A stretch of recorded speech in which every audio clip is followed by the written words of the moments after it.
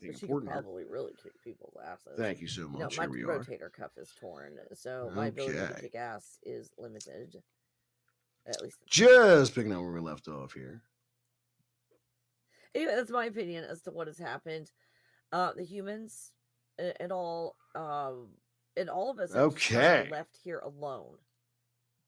Now, Hides in the long I'm grass. How you doing, convinced Hides in the that long grass? Good to see you. managers of this reality. Don't those are countries have gone. freedom over religion? Of Kidding. course.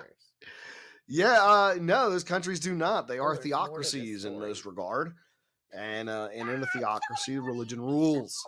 You know, Hey, And I don't think, most of us would have no problem with You create all theocracy as long as it creatures was to be our religion, But let's talk about the drama. Right? yeah, and it's a shame in these countries. It's absolutely the case. You cannot practice Christianity in some regard for fear of imprisonment or even forfeiting your life. It's a real shame. Oh, good. Yay. I'm so glad. Well, I'll It's a keep real doing shame. this. I mean, I don't want to have too many late nights and wake up late because I do like to wake up early and accomplish. All right, just getting caught up in the chat here. Moving right along.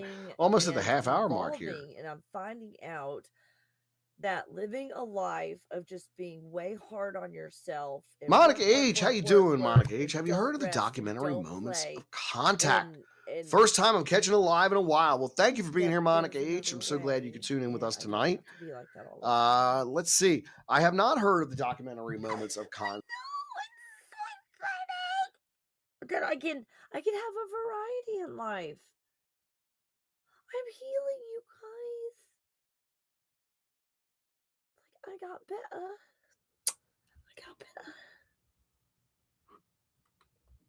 Oh, you look like Patsy Cline. Awesome. No coincidences. Gene. The manager and their manager was off that day. Coincidence? Oh my gosh.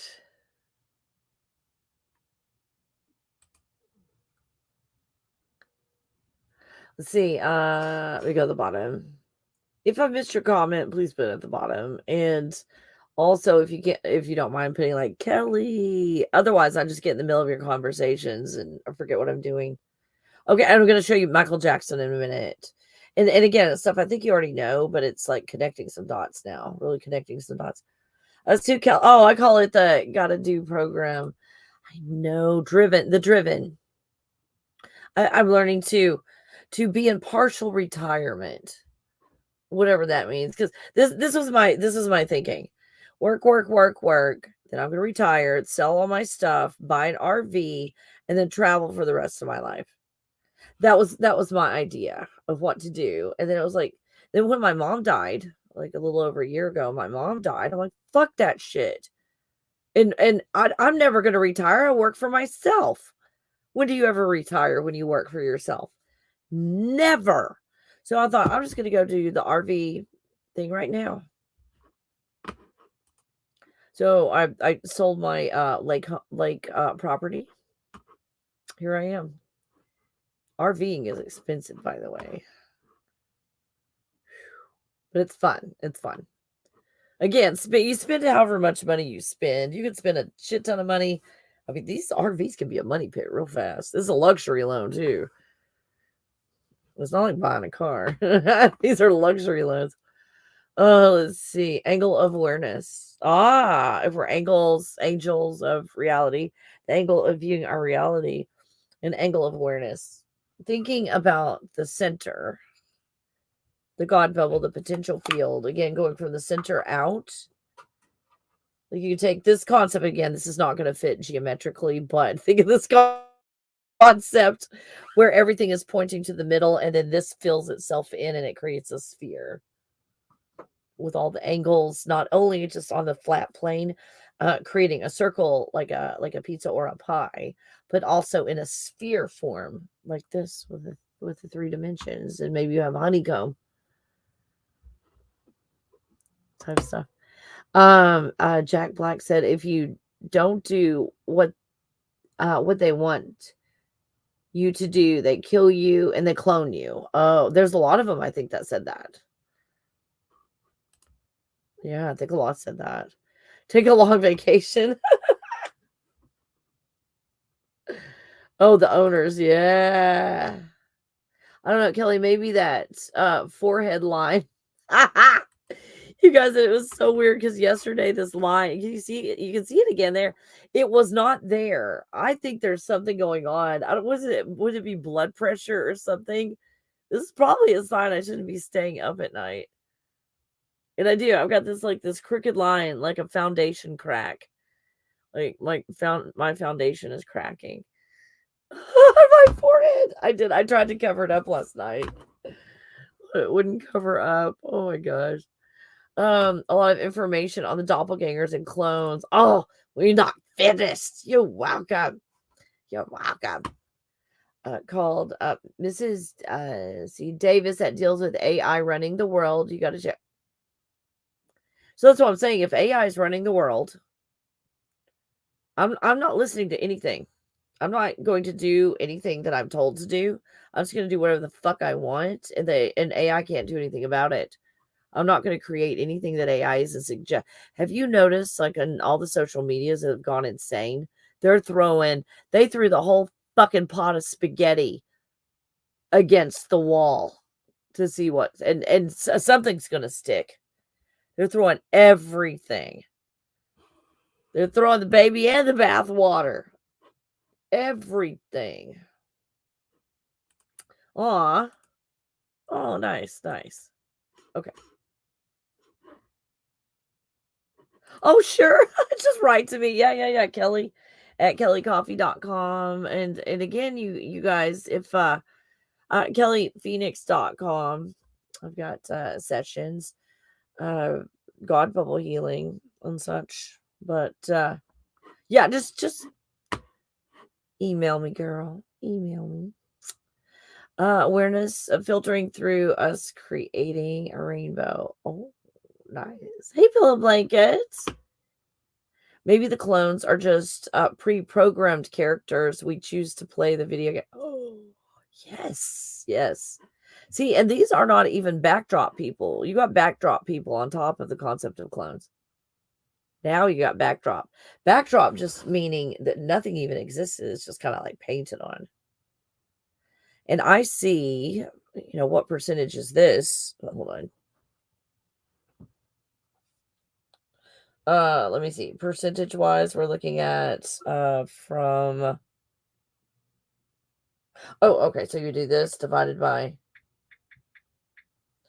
So we've got 2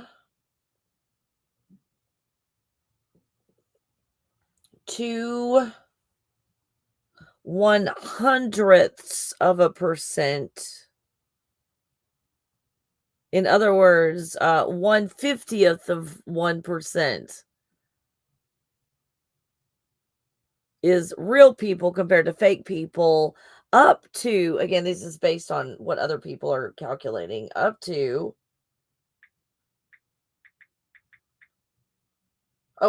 did that backwards, sorry, what, divided by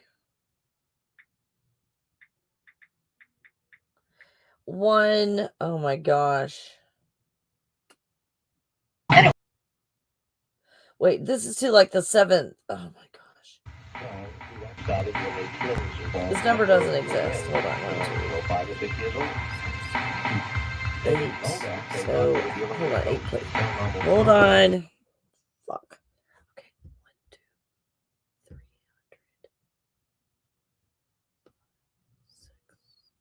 6. Okay, so it's 1 out of 10 million of 1% is another way of calculating how much of this is. Did I even say that correctly? 1/10,000,000th of 1% is also a potential of what's real in this reality. From 2/100ths of a percent to 1/10,000,000th of a percent. Did I say that right? The ratio of like real people to backdrop people. Yeah. Let's see. The types in the appearances could be part of a program similar to the one Frank Herbert talks about. Let's see, the Bean Gesserit, Bene Gesserit, having a place in the Dune series. Bred to purposely play a particular role. Bred to purposely play. That's, just looking at my own life. And just, the genetics for starters, and then the raising, and then the opportunities, and the personality, and I see how this was engineered on all levels to do something very specific. And if you sit there long enough with yourself, you guys are going to see the same thing too. You'll see how you were perfectly designed for this, to play a role out, not deviate from that. We think we're deviating when it's like, I got blueberry ice cream today instead of chocolate. That really tricked the universe. and it's like, the universe wanted you to pick ice cream. It didn't care what flavor. Ooh. Yes. Yeah, exactly. I can't think one thought without social media projecting it immediately in some way. Yeah, and we've got to deprogram ourselves, and that's why I do the 30-day manifestation challenge. Again, I put out that coupon code for you guys, so it is quite affordable for you. I'm doing the healing workshop during the day, not at night, so we'll do a good job. The healing workshop that I teach you all that. It's going to be on the 2nd and 3rd. You guys can sign up for that too. Again, on May the 8th. This is going to be so incredible. The 30-day manifestation challenge will blow your mind. I gave you the coupon codes earlier. To that, if you got any questions, Kelly at kellycoffee.com. I've got Michael Jackson pictures coming up. Let's see.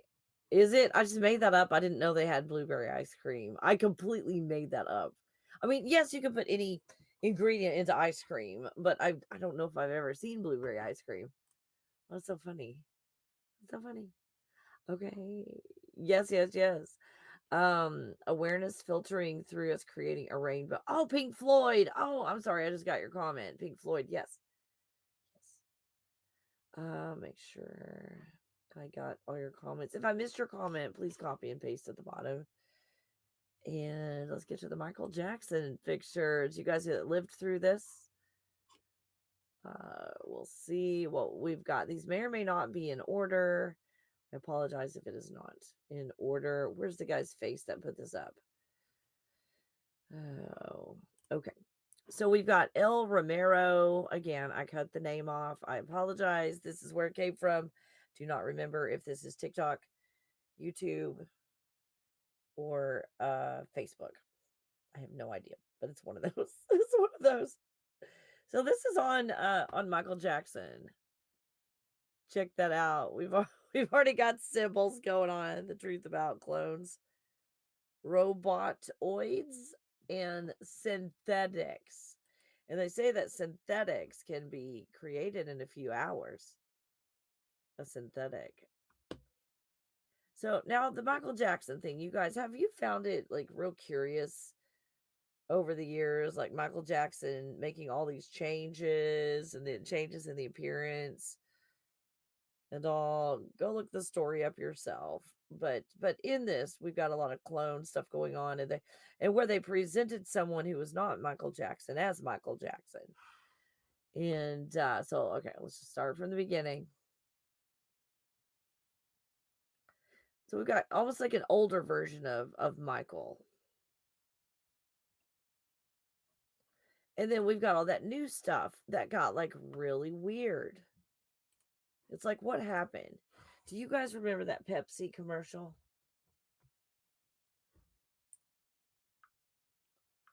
What year did Michael Jackson make the Pepsi commercial? According to Marketing Week, 83. in November 1983, 1 year after Thriller was released, Michael Jackson struck a $5 million partnership with Pepsi to become the first pop stars to front campaigns for the brand. 84.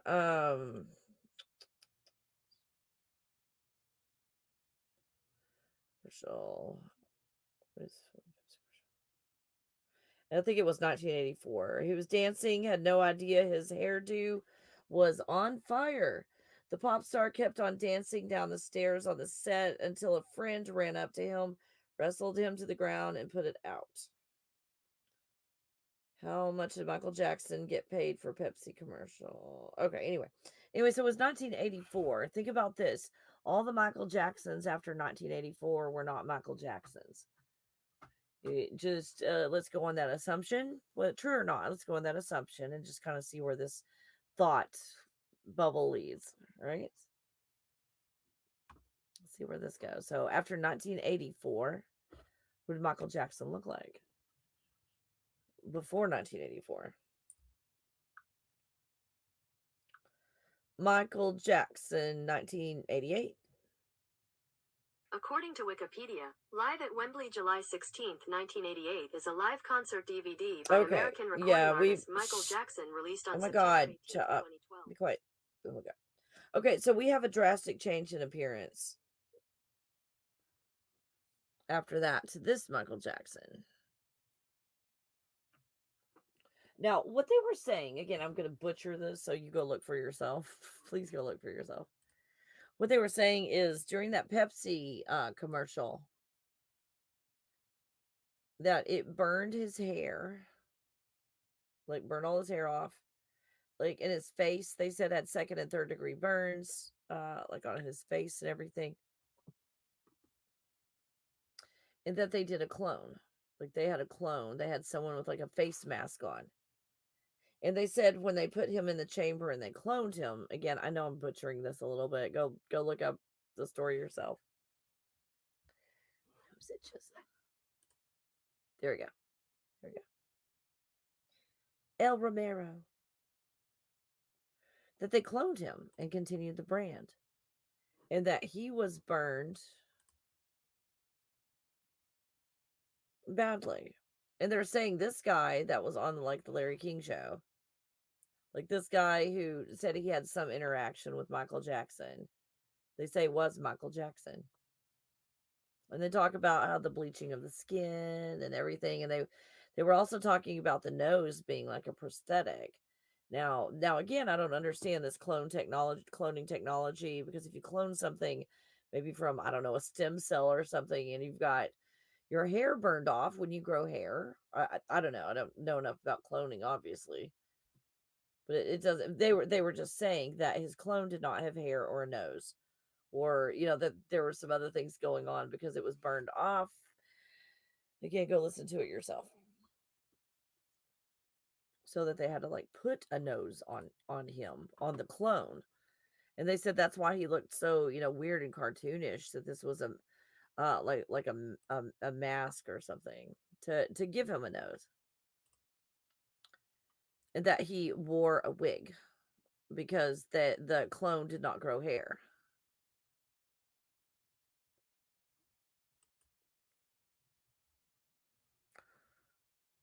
Very interesting to create. And the person was talking about, again, hearsay, just hearsay.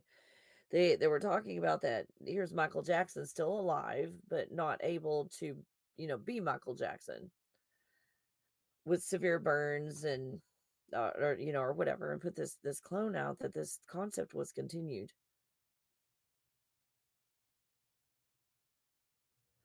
So then, if that was the case, and all of these stories were fabricated about Michael Jackson, now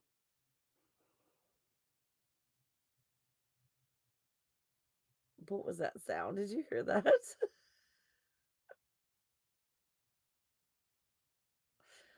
Oh my gosh.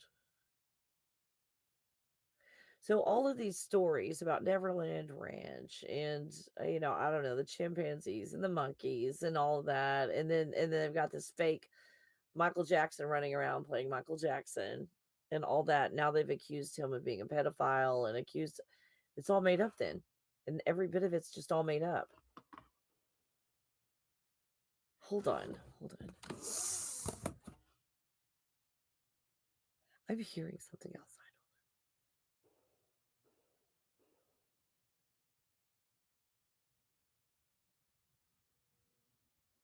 Can you guys hear that?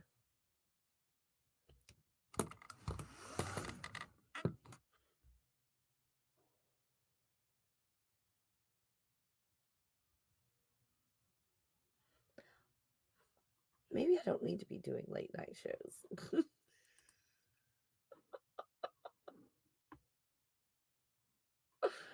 Oh, yeah. And then things like this. Elizabeth Taylor gave Michael Jackson an elephant. Again, when we have stories like that, it's like Is Elizabeth Taylor a real person? Is she a clone? Is she a brand? What's going on with Elizabeth Taylor? What about Michael Jackson? Did she really give him an elephant? Was it staged? We don't know, do we? We don't know any of it. How in the world does somebody's skin change from that to white? I know there were so many weird things going on. Yes, I know, right? Yes, very, very spooky, right? Yeah, backdrop. The whole thing is so fucked up. His nose was... Yeah, and again, I don't understand the cloning technology. Why? Because again, my thoughts are, if you start with some original cell somewhere and create this clone, wouldn't it have a nose and hair, even if it had been severely burned off? Was there anyone more famous than Michael Jackson? Yeah, but was it Michael Jackson who was famous, or was it the brand? Was it the image? Because the image went on past the original Michael Jackson. The Baphomet symbol. I know. Yeah, that went everywhere. Was there anyone more famous than Michael Jackson? Chocolate ice cream is the best, and that's a fact. Well, Henry, we're just going to declare that a fact on Planet Earth then. Is that okay with you guys? We'll just declare that a fact, or did we start a fight in the comments? I don't want to have fighting in the comments, especially over ice cream flavors. Could that could get like really messy. They blamed his nose on so many plastic surgeries. Yeah, see, they had all these excuses, and they were saying these things. I didn't know what was true and what wasn't, but I knew that wasn't all the truth. But I didn't know really what was going on. Maybe the nose came out like his original nose before the surgery because original DNA. Yeah, and maybe they had to do surgery on it. That's what I was thinking. The original nose would have been there, like when Michael Jackson was a kid, before even the first, like you said, even before the first plastic surgery. Because how would plastic surgery then? Again, not understanding the cloning process. He's fan in the silver. obviously. Robert But Lamont if it's taking like in home the the DNA bronze or medal something, tonight. then Big you dog. wouldn't Hey, we're have just almost the, under 3 weeks away, buddy, from plastic Vegas. surgery nose Cannot wait to see you, buddy. on a clone. Good to see you again. Again, Brown I don't Dwarf, John understand, Swan, how you the doing? technology Eric enough Markham, to say the anything preacher is educated about back. that. Dutch Hank, I'm Kurt okay M, with Derek Galloway, declaring that as Donna, fact. Emmy Okay, Tong. Number Michaela agrees 14 we in can your declare program, starting at center chocolate's the ice best tonight flavor. from Stockholm, Sweden. Lars You Janssen. can believe a There word he they is. say in the media Gong about Show, nice to anything. see Exactly. you. Daryl Zerline and Frederick Barr, welcome to BJ was SOR a chat. multi-million-dollar I was day drinking and franchise just woke and up. need him to Perfect answer continue. for us Yeah. tonight. Jen A and Laura this, Lobs, good again, to see the you. Penman is football here. player Penman will that had a sign heart attack and autographs died after on the the show. field, and then Line they up to the cloned left him. of the studio if you don't mind. To the left of There the was someone there studio. at that house. Forrest Like Louis, nice most to of the see people in the you. house, didn't know all the psychic stuff, so I kept my mouth shut. I am But there was Pam. one person who was Is like, back. No, like I they am knew Pam. I would know Who's if he was Pam? dead or not. I am Pam. I am The Pam. psychic way. So I am they Pam. kinda We'll be took me to signing the autographs side, after and the it show was as like, well. Line up to the and I right of said, the well, studio he's if you don't dead. mind. To the right of And the studio. Forrest Louis, and Millennium, my man, I Rugged think they Source, were Scott pretending like Blight. he was Nice to still have you all alive or here. Hi, something, or that his Sundance heart Kid. beating Para again. I Marv, don't good to see remember what they you. were pretending. Monica, Nancy Like, how do we Thames, fake Thomas this in front of Rock, all these Lisa people and C. Thank you pretend for that he's coming still on in. alive? Hey, How do we GSCO, Eric do this? Like, Austin. how much time do we have left on his And contract? the Probably lovely what they did. Is he Sally dead or not? Elka. How are Well, you? how much time does he have left on his Doug contract? Shelby is So here. I looked up his The contract. Doug Shelby has arrived, which And means we can he officially was worth a start lot of this money. show. Whole lot And of of money. course, we have And Penny he still had Van, a lot of time left on his Area contract. 51, So Pam I Harris, told nice to see you. my Tomoth friends, Man, good to who have you asked back, me, is my he man. alive, dead, or Sparkles on what's gonna Facebook, happen? I said, they'll Bash bring the him back. Impaler, He'll and probably Noble play Patrick. again. Good to have you all here. Forrest 'Cause he's Louis, way too thank you for valuable. kicking off They the won't let super him chat die. tonight. The Or super his chat is a brand. They won't wonderful let his way to brand support what we die. do on this show on a They're gonna nightly bring him basis. back, is what I So said, thank and it you looks so, like they so did. much. That's what happened. Is they Continuing brought him on back. with Roll Call, Alien Critter, Kevin Kennedy, No, Shaq I knew we Filet. would start Good to have you here. I Voth knew we Low, would start an argument in welcome the back. comments. When he Android started, Paranormal, I should have welcome known to better. SOR chat. I should And have DA known Wysong, better good to to keep see my you. mouth Glenn shut John McEnroe, the pride of Wimbledon. about the Dr. chocolate. Robert Steers, how you doing, my friend? We got to Because I get you don't on one of know, these panels, by the way. I might have Evan to agree Walters, with you're pissing you me off. You haven't on been the here all week. Halloween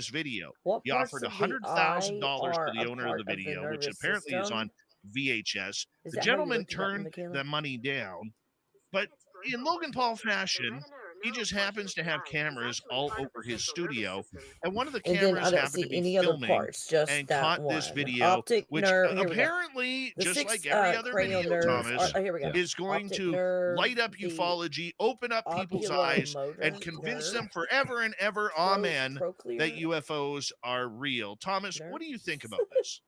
If we're going back to Tri- VHS, let's go back to trigeminal the video nerve, from abductors nerve, and facial what do you nerve. call it? Where's his name? Mauricio Ruiz. You know, there's some great videos Are out the there. You eyes know, if considered he's a got part of the something nervous that's system as a wonderful and whole? it's from VHS days, there's less of a chance that it's been faked. But if it's out there and it's real, why are they sitting on it? Bring it Spinal on. cord, retina. Well, and that's my point. That's what I did the Dave 101 inner layer on. of the eye. You know what? And Look, is a neural Logan portion Paul that is worth continuation. right now, I think, $200 million. After doing my research today, I mean, retina, this guy has optic made nerve some great extended marketing from the, decisions, some early boneheaded decisions in his early YouTube days, but he has really marketed himself very, very well over time. Okay, so that's and he has become a power player in sports and sports entertainment, as well as, you know, his podcast Impulsive, and he has taken on a few people in the UFO subject, including Dr. Stephen Greer and others. But one of the big things about him when it comes to this video thank you for that. That he should release it. In my opinion, he should release it. When, he has Anthony, enough money where in case the guy sued, that was the overall feeling. He has enough money to cover himself. Plus, he can hire the proper lawyers in order to do it. But I mean, Thomas, what do you think? Should that video be released? Yeah, of course, because didn't Logan Paul release a film or film a dead body in the Japanese suicide forest for something like a brain and if he's willing to go ahead and do that and bring that much shock out, what is he sitting? What's he doing sitting on video material like this? A brain and its nervous system. Well, and that's the big point. Because remember, guys, we didn't hear this from Logan Paul that he had the video. We heard it from movie director James Fox, and it has blown up UFO Twitter all over the place. Random guy, let's bring you in here for a second because, you know, this is a video that could stir up some controversy. It could stir up a lot of emotions within people who've been challenging ufology if the video is that good. What is going on? Yeah, I don't think it's that good, for starters. I mean, just the fact it's VHS, from the description that I heard from people, for starters, the thing that's so compelling about this video is actually the reaction of the two guys in the video. It's not necessarily the craft itself. I mean, I'm going obviously on hearsay like everybody else. Another interesting thing is actually this morning, James Fox said that the owner of the video, the original VHS owner, is now leaning toward showing it himself. So I don't know if you caught that tweet. So that was literally like 9 o'clock this morning, like 12 hours ago. So there might be some motion there. Maybe a network gave him the right dollar figure. Maybe there's enough pressure. But again, being the forever skeptic, I feel like it's not going to be what they're building it up to be. And I hope to God it's not just a marketing ploy. Oh my gosh. Me either. I hope it's not either. As you know, I mean, this is what, Brian, we talk about ufology over the years, Brian Bowden, and we have really heard a number of statements over the years where people have made promises about having the smoking gun video, the video of a lifetime. This one's going to change the planet. This one is going to make everybody think twice about criticizing that UFOs are real. And they've all been nothing. Now that I'm thinking about ice cream, I have no blurry videos, zoomed in so far you can't tell if it's a pixelated Super Mario Brothers video game or if it's an actual something anomalous. I mean, it gets ridiculous at times, but James Fox is also known as a very honest guy. He is known as, you know, so I mean, what do you think's going on? So there's I mean, I'm sure Fox is universe connection probably caught a little bit of it and is very much aware of what's going on with it. And if he's mentioning it, it may be something fairly significant, but and I do, like Random Guy said, love stuff that's not digital because show you. I think there's a where you can't really manipulate it too quickly. Okay, here we go. But I think this is, given the person that has it and who's talking about it, it's all about marketing and hype.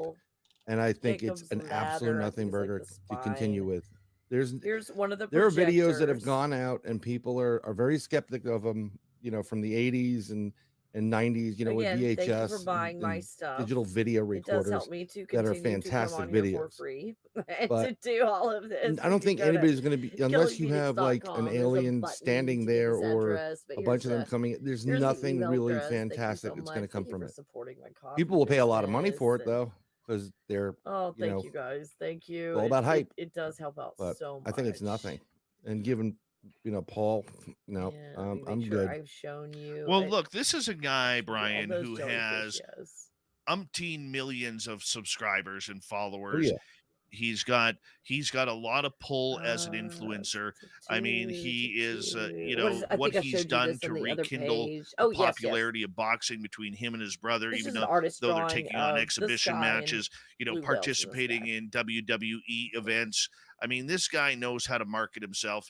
He's a Okay. good-looking guy. Let He's me in go over shape. here, make sure I He's have got a shown great team you of if business people around him that have everything. really Oh, seemed you to guys, help him push my the envelope in a soulmate more picture. straighter business This like is mine than what he was earlier on yeah, in his speaking career. This is a of guy where, jellyfish. going back to it, and Thomas, you may laugh when I say this to Brian, but I mean, going back to it, this is something to me where if I was restarting anything the else To the to show Stars you? Academy, I wouldn't go with Tom DeLonge. I Oh, would no. be Pertaining going to with an tonight's influencer like topic. Logan Paul, who has a real connection to all these young people, Brian. It's Oh, 100%. I understand what you're saying, but there. you're talking about someone who's an entertainer. Okay, the Let's call it what it is. As far No, as boxing, none of he's doing entertaining, and he knows how to this market, could be and that's what potentially it's what we always were has talking been. about, like the shape I mean, of the him, universe. filming someone who was hanging themselves in the Japanese, death forest. I mean, because that came I'm up sure they went there multiple looking for times that tonight. more so than anything else. But this Multiple is what he times. does. I'm tired of the entertainment. I want real proof. I want Yeah, we real got that information, real star again evidence. I've seen divided. this over and over again Got between more UFOs patterns. to You see those ghosts to patterns Bigfoot, whatever. all over the Oh, place, everybody's you like, guys. oh, breaking news. I got, Okay, so everything we're you in the need. turtle field. No, Let me see if there's it's always anything else that nothing, might add and it's not even to important. this Even, conversation. all these videos, the Nimitz videos that everybody going Goo over. I saw those years ago. Again, in drawing Prior the to them, turtle field, everybody I'm gonna going Goo over. practice drawing the turtle field. And yeah, they were kind I'm of gonna impressive, master but that. nothing like, I I'm know. not jumping out of my seat for it. But then again, I don't know. I'm Go ahead. investigating these things, right? So, Well, you know what? You have enough podcasts to do that. No. So Did you guys ever think? let's go over to I had Marquise this and Williams then from I After erased it. I Hours wasn't here going to show pictures. because we know you love your Then UAP. again, I might go back and do it and because I you don't.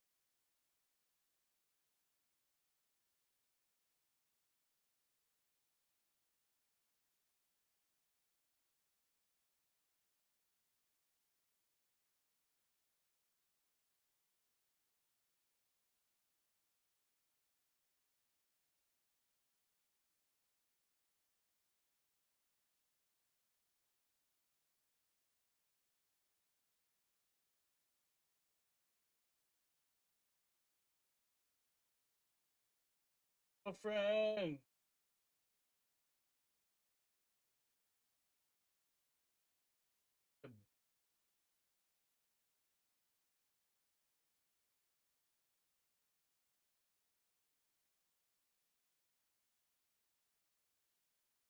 Fucking never answered my texter.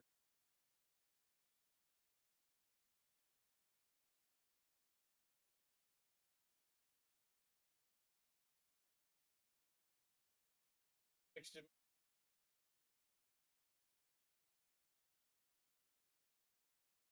Good. Copyright my music. Case and all I heard from her last time I heard at like some New York retreat with her mom.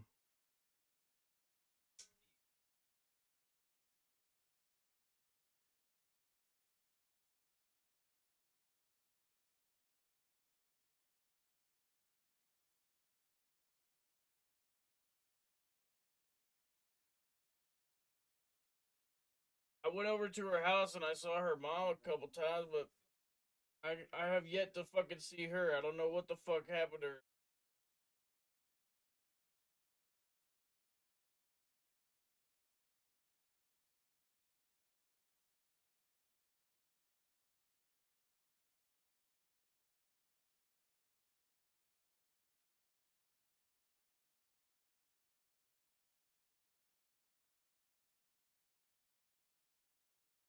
dad was being an asshole,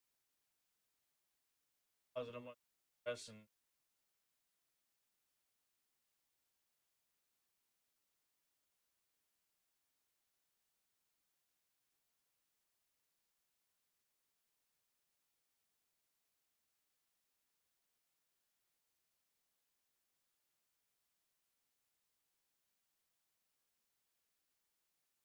car fucking broke down. Lost my job due to COVID.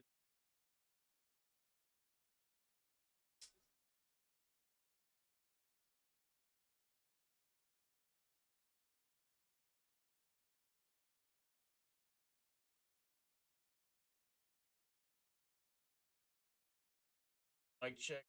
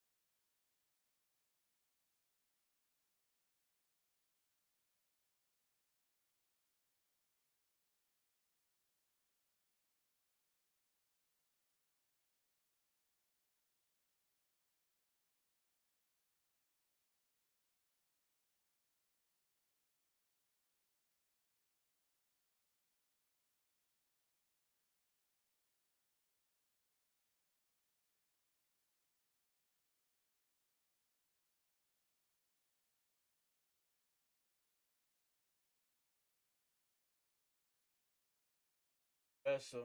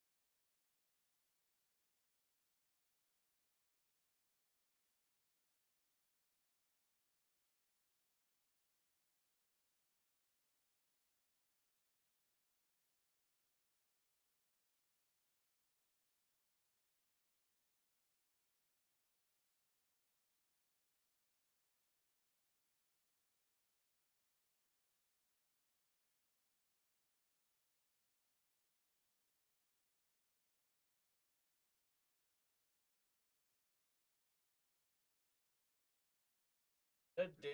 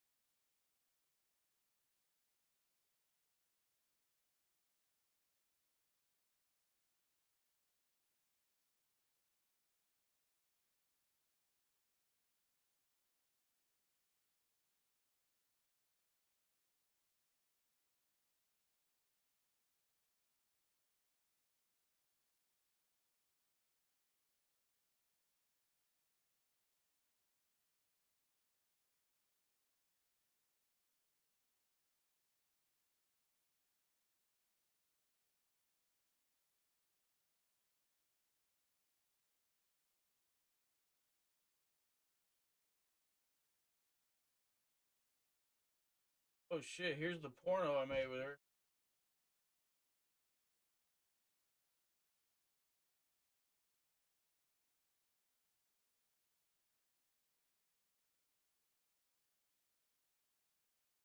One of the many, many pornos.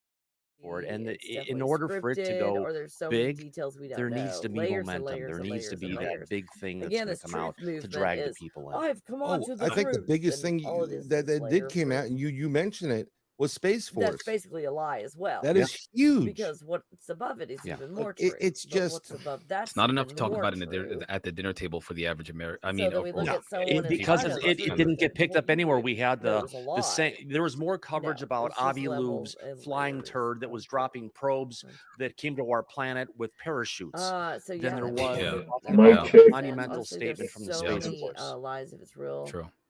You know, I Scripted, mean, I if love many the fact details that don't know. the best thing that's come from Super disclosure advanced hologram. is it gives the abilities to our People pilots are there, so it and has to people be that what are it's in positions that were not wait. allowed to I report it watched to Elon finally Musk's report land them. back and take True. off. And Okay, which prepare is for that. awesome. CGI. That's really good.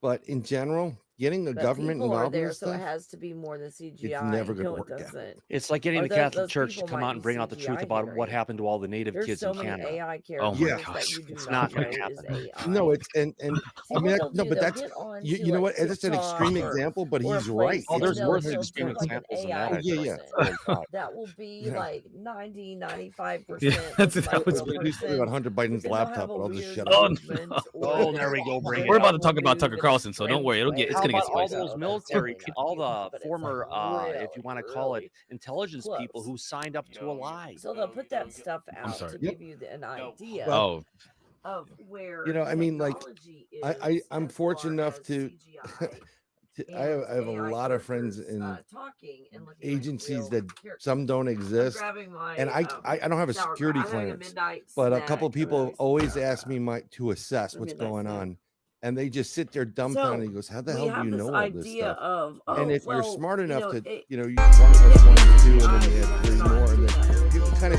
deduce certain Whatever things. the CGI And when you give them some answers, or whatever it is. I know how I know body language, I know looks, It can't and I'm be like, I know I'm hitting on stuff, and I can pick up stuff even if they're talking around Listen, things. movies, even These the people, best CGI, you still violate gotta your tell a little bit. security clearance, it's not a CGI, joke. even It's though like it's hard real labor. It's the real deal. You'll never see the light of day. So A lot even of Lou, cheese you know, I see my own person. That's great, but someone who's supposed to be the whistleblower doesn't have their security clearance unless they're still working. yeah.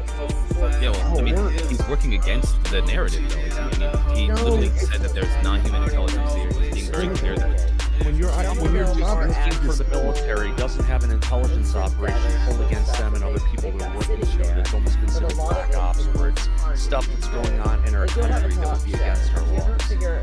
Hey guys, lovely guys. We got 30 seconds here. I want to say a big thank you to Louie, Brian, Larry, NorCal, Nancy H, M, and Cat Chaser. And with the introduction of Ross Dogs in our chat room, it's that time of the night again, where we wave to all the CIA, NSA, and RO agents. We say hello, how are you? Welcome to the show. Give us a call sometime. We don't need to provide you a number because you already have one. And remember, this guy can be bought. Hello. They can be bought too. All right. Here we go, everyone. Here we go. If they do that, if they fill an audience.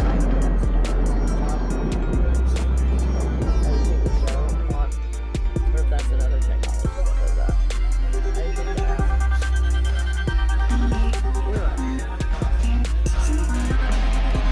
Second half hour of Spaced Out Radio is now underway. Good to have you with us. My name is Dave Scott. Very much appreciate earning your listening ears wherever you are. Yeah, filling them all by themselves. Reminder to all of you that if you missed portions of this show or others, check out our free archives by going to youtube.com/spacedoutradio. Do old Davey the favor and hit that subscribe button. Our website is spacedoutradio.com. We have a plethora of features for you. Rock out, Bumblefoot, read the news wire, check out our swag as well. Follow us on Twitter at Spaced Out Radio, Instagram at Spaced Out Radio Show, and on TikTok at Spaced Out Radio.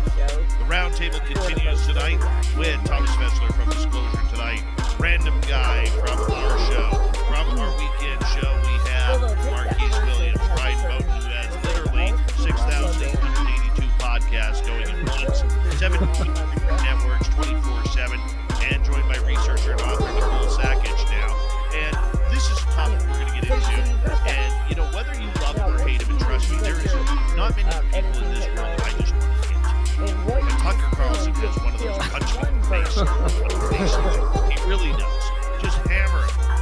center ice, drop the gloves, and just smack him. But whether you love him or hate him, or you agree or disagree with his type of politics, I don't call him a journalist, he's more of a TV figurehead, all right?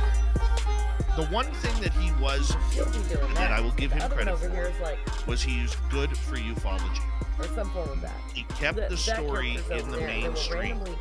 And I don't care about his political affiliation, whether he's, you know, whatever he wants to talk about or conspiracy theories he wants to show up. All I'm concerned about is the UFO part. Because while every other newspaper and television station was dropping the UFO talk, let's say 100 people, Tucker Carlson kept it going. 10 people and he had, I think, a very keen interest in this subject.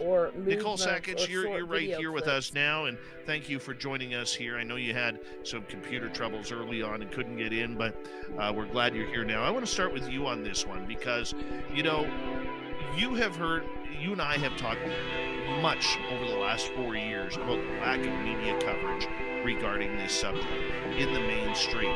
And here Tucker Carlson was talking UFOs, keeping it in the eyes of his multi-millions of viewers each night. Is this a good thing, or is it a bad thing that he's going to lose that platform and that ufology may now take a step back on the public scene? The good thing that he was always bringing it to the table. I mean, I think back when he was one of the only talking heads in mainstream media that was even mentioning the word UFO. And I will say, a person like Tucker never goes away for good. He's going to come back, probably bigger, better, more numbers than ever.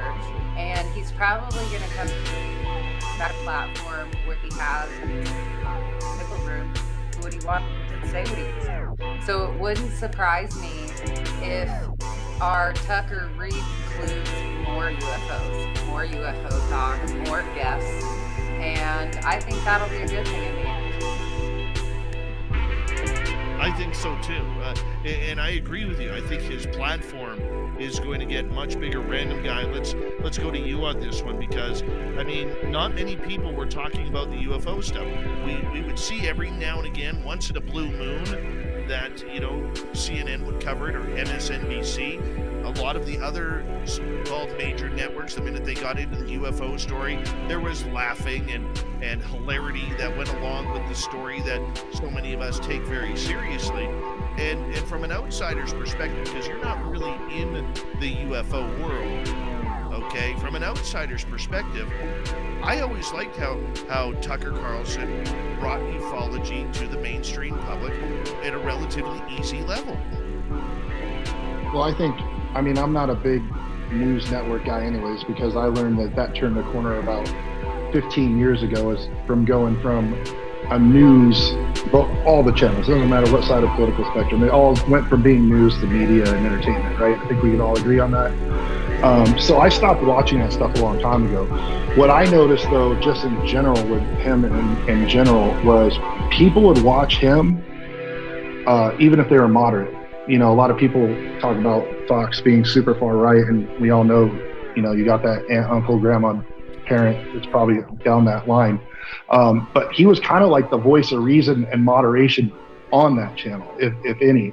And what was cool about it is when he would speak about it, he would draw people from all sides, because like you said, he was doing it. Like if CNN dropped a story, it was sensationalized. He was trying to actually do it from somewhat, I mean, he's an entertainer, but somewhat from an investigative point.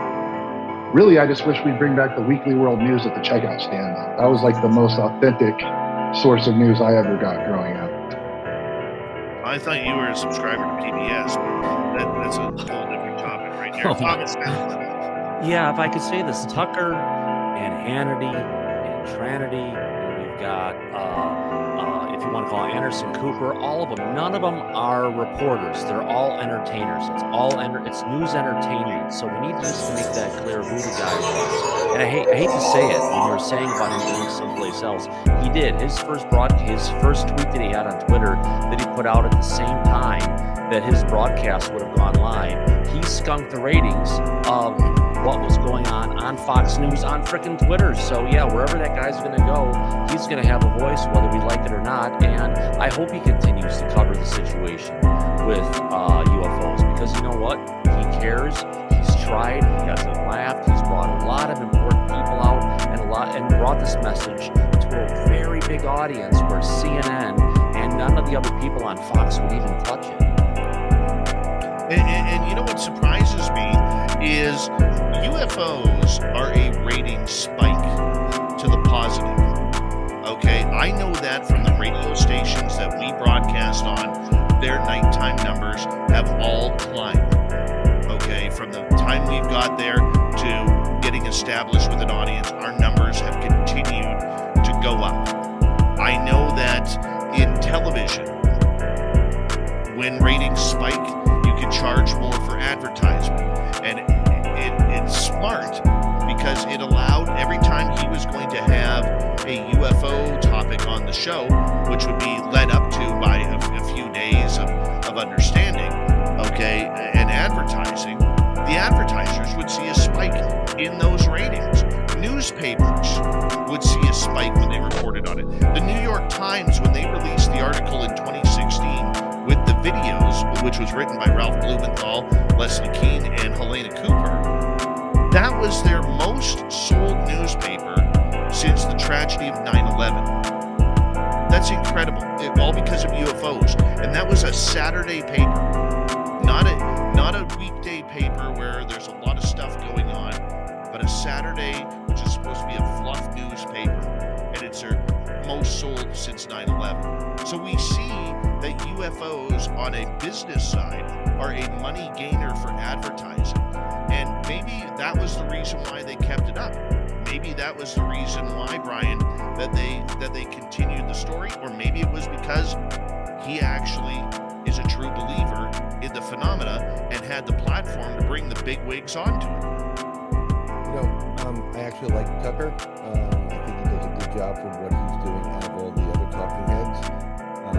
I can see him going either to Blaze or Bongiorno's show, but it's, you know, people are interested in this because we're inundated with wars and violence and death and this and that. This is something fresh and different, even though it's a topic that many people have heard before, but it's like the sorbet for life, and people are really interested in this. What if? Everybody's kind of like, what if there were craft here? Maybe I can get on a craft, I go to another planet and I can explore it and life's better, or whatever. So that's going to sell. This is the same reason why, let's go back to Paul. He's doing what he's doing. It makes money. It's shock, and it's good shock, and it's not like, you know, it's not like a special video from someone that was videotaped while they were in bed. You know, it's a different type of story that people, they want. I think most people want to believe that there are other, you know, beings that are visiting here and beings that have some kind of a relationship with them. That's what they're interested in. All right, let's get to you, Marquise. Your thoughts.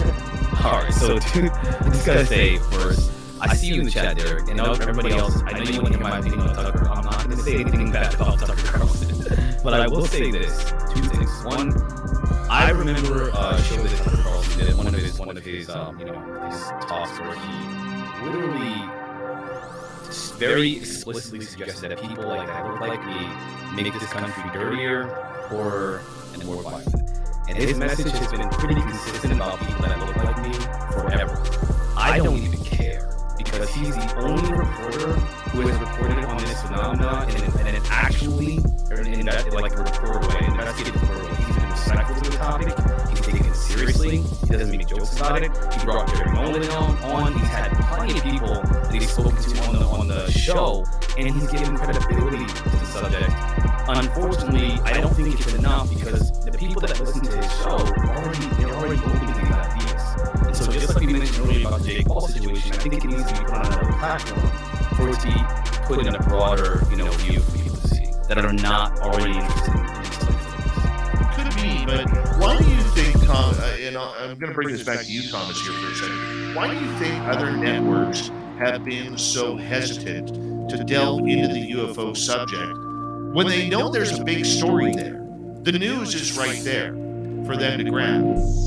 How big of a story do they see? Because if you look at it, all the news media has the mantra: if it bleeds, it leads. Unless there's an alien rip somebody apart on camera, or crashing out there in a spectacular view, they're always going to push to the funny item at the end of the show. And that's just kind of where we're at. They're talking about it a little bit more seriously, but they're just not bringing it in, because when we have stuff going on in Washington, we have things coming from the different services, they cover it. So as soon as it drops out of the news cycle, they drop it like a cold potato. Oh, yeah. I agree with you. And to me, that answer, I still say to that answer, is it's ego on behalf of the news directors and the anchors who may not want to cover it.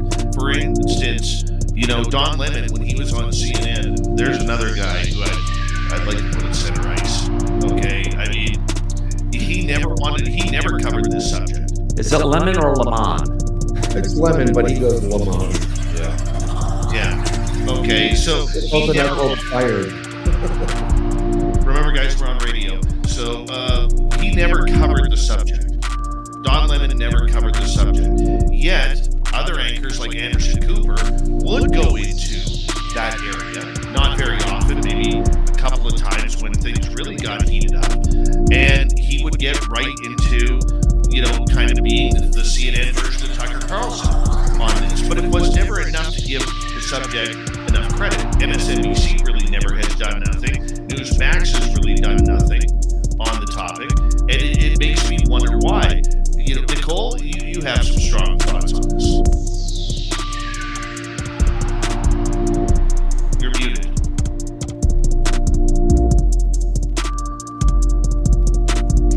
I think this probably is a little hard for the court.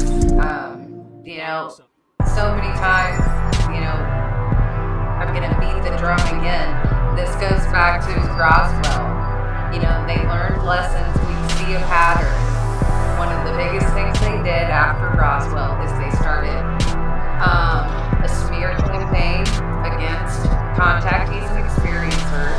That's when, you can look CIA papers up on this. They were actively trying to discredit our community.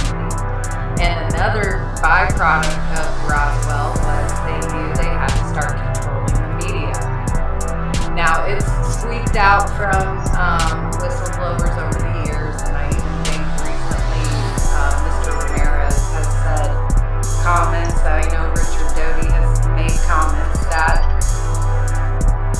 there aren't necessarily active operatives to this day, but there are operatives in newsrooms or informants or people like that. So I just tend to think that, if they get a call from high up and they want a story killed, then a story is killed. UFOs might be on that chopping block across the board. So unless it's the biggest of the big stories, I think there is the conspiracy vein at play here. So. Very true. Random Key, your thoughts? Honestly, I don't really have anything to add on that. It's already been kicked apart. Unless you had a specific question. The idea, Random Key, that we see this controversial figure that is, technically now unemployed, but he was a champion for the UFO story. He did get to interview presidents about this. He did interview top scientists, fighter pilots. Okay, Elizondo a number of times, Chris Mellon a number of times. You could tell that this story was very much a matter of his heart. And once again, I remind people, I don't care what Tucker Carlson is or isn't. We're talking about UFOs right now. So do you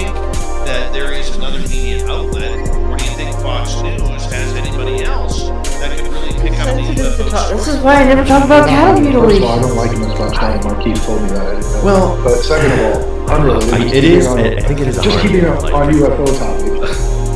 Everybody's he's going to go where the money's there. And he may champion it, he may believe in it, he'll bring that to whatever platform he goes to, because he can monetize it, and even my vegetables were growing. Because that's a respect for that, because Fox isn't going to have here I am anybody cultivating its life. I've often thought about like we sit here and we help cultivate something to life, be strong, to be healthy. They're not just going to show up and be like, hey, I'd like to take the reins on this, Rupert Murdoch, let me lead the way of the journey of disclosure. Like a Probably carnivore. not going to get mentioned again until the next. Usually cultivating or someone cultivated some life, that's the one and then we the consume next guy that, that's which a is little bit just cringe like special that is energy. the next one you'll see on a cable news network that brings us to the Eating energy, like Yeah. stop circle. Because then what do? We eat that energy, and we basically, instead of them, which they do pass on the next generation, those people, we help cultivate that. We continue like so strange. Gosh, I didn't know how long it has been since we've been It's on always here. like the spectrum. Another thing. I think that they realized that I've never seen you wear white. I was like, oh. when it comes into something, especially one that's just as It's been so long, really forgot his like uniform of what you just wore.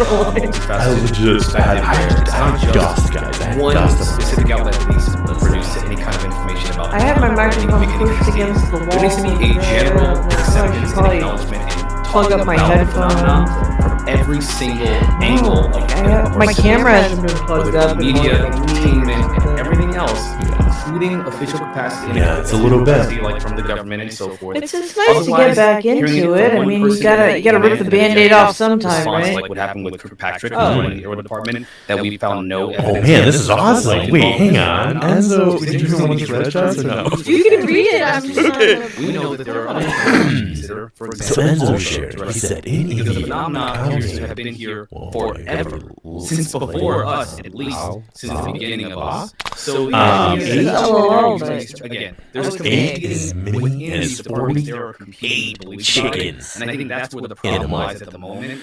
I mean, honestly, Conversation about it. tasted like, dang, they were the original Chick-fil-A, y'all. That was the deal right there. I would just say, whatever's going to happen. Eat more chicken with the commercials. The cows actually like chicken It needs to happen this summer. Because once we get into the fourth quarter of this year, nobody's going to run any stories except for politics and elections. But that's wild, dude. So they do. Apparently someone get a taste and like, The you know what? objective is Screw to this get this grass. into the political I'm gonna eat aspect that here, shit. whether they're using it to run for president, whether it's Like, what clicked in the cow's head one day? What was it's like? now going to be part of the president's debates because It's probably an accident. Chicken's real dumb. Okay. No one's doing Lot of the chickens. chickens. Oh yeah. A cow could definitely. It's all going to be canned. Well, the cow, what do you mean? The cow was probably eating some, like, weeds and, whatever was chewing on the chicken. Oh, yummy. And walked away, and the cow got it. Whoops. That happened. But they were like, coming from the House Oversight Committee.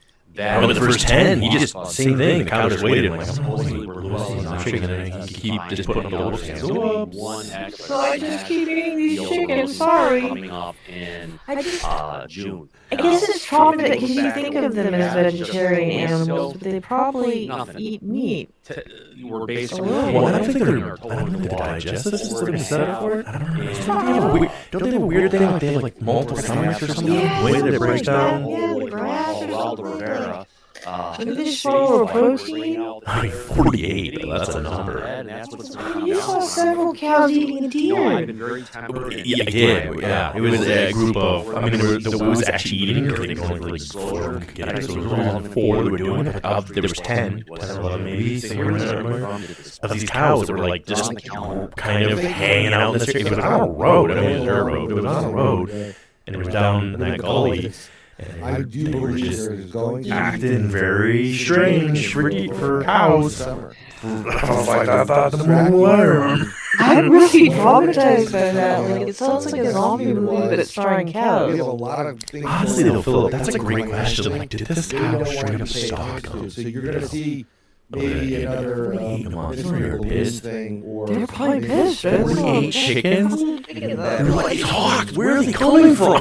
They're looking in the sky all the time. Freaking cows, man. You never think it's the cow. Nobody ever thinks it's a cow. You would never think it's the cow. As well. You would never think Well, I mean, it's to the your cow. point, You'd be like, you no, know, it's gotta be Ryan, something the fact that, amazing. again, Just like like Ashley said, chewing. Those cows that I would definitely say are looking really hungry. Like the ones that are like, you know, there's certain cows. What is that one cow? Like Chip Arabelle, whatever his name was. There's those weird cows where the hips stick way out. Yeah, those weird cows. But anyways, these cows definitely look, hungry. That is probably well taken care of. So I think that is the thing that maybe the people that are listening that are not involved in the phenomenon. I don't know. I guess it was their body just said it. And the fact that he also said that his objective is to make sure Enzo letting us know more about his cows. So this becomes a We mainstream have process. one stomach or stomachita. I think that is. But it has four that is different from compartments. the minds of So you would hear them. The average described as having four stomachs. This is a department which is delegated to investigate the phenomena, and they're making these statements that there's nothing here. For interpretation of the digestive process. Actually, they make incredible pies. That's literally where that saying comes from. It's perfect. It's round, it's more important. Then you want to have people that really want to go further. Like, if you could collapse an ice cream cone, just keep taking the waves down, just flatten an ice cream cone, the waves are still in there, that's it. That's poop. And people that aren't really in the know, it's amazing garden too. Dude, it's so good. I mean, I'm sure it's like all grass and stuff, right? That's the thing. It literally. I mean, I don't remember what the compound is, but they have the compound in their stomach in particular that really that many chickens have a great compound for helping to cultivate the other thing out there by Sean. So that horses. And we got a very the cow show. eating chicken really chicken poop bag really helps. Like, so that's like the ultimate fertilizer, right? Cow in chicken. Oh yeah, yes. That is the ultimate. Like, garden doing well. Your chickens are just rearing the garden doing well. Honestly though, I'm not even gonna lie. And the chicken poop pie sounds like something I would order in an Indian restaurant too. Give it almost pass. I feel like it's a fun word to say. Chicken poop pie. Chicken poop pie. Did you ever watch Chicken Run? Yeah, what kind of Coming up next. Yeah, and same thing. It's weird how getting older and being like questioning things and questioning like maybe we should be trusting these. And then I look back at all cartoons that I watched as a kid, and I'm like, every one of them were like, maybe this is me putting out my own little I want to see what I want to see glasses. But I'm like, dude, Chicken Run in particular was about what we live in as humans in the system that we exist in. I was like, this is the law. It's wrong. I can't break character. I couldn't break character. Think about it. The rambling chicken comes along. He's a rooster. There's an old rooster on the farm. He's supposed to be like the guy running the show with all the hens. And he's really old. He's really tired. He's sleeping most of the time. He's just keeping all the hens in line. He doesn't allow for their meetings. So really, rights a little bit too, where they weren't allowed to be thinking outside of what they were supposed to do, which was lay eggs. That was it. And that was their whole business. And then the farmers who keep them healthy so they don't die, because they eventually all get the hatchet. And the minute they can stop making an egg, the hatchet comes in. So they have to keep them on their food and get bigger and fatter, so that everybody likes a bigger chicken. So once they can't make eggs anymore, it's a win-win for the farmer. And then she starts making pies out of it. She's like, skip making eggs. We can make 8 pies out of chicken. She starts selling pot pies. And they think that they're helping make this farm better. And the whole time it's just them making the pies. And that one chicken is trying to warn them all. And she builds this plan with the rambling rooster. And they build their own escape plan out of a plane. Because remember, they can't fly because their wings are clipped, which is cool. Not being able to fully see your potential as a being. It's I'm probably reading a little too. I'm probably reaching at this point. No, this is good. I noticed that. Break down the hidden meaning within Chicken Run. Teacher's gone. I'm gonna get done with chicken run in 18 years. Easy. I thought we already went crazy. It's not reality from chicken. No, put on the rest of them. Philip Blair says, I'm on a cattle ranch right now. That's why I asked what the cows look like. I can tell you what breed they were. Oh yeah. So these ones, so we had like two. They were the. Oh my gosh, what are those called? Like the dark. Is that a talking dog? I forget their names. And then he had the rest of them basically just the classic Holstein style. But there's a specific name. Chat is very funny. I know. I've been happy to your message chat to see well. And some of you are being bad. Like Gary's being a bad boy against it. It was that like they're considered. It sounds weird, but they're considered a beautiful cow. They have very dark red complexion. Like hair, the fur is very dark red, and they have very massive big brown eyes. It's like a unique thing. Oh, see, I was close. Wait, I said heifer.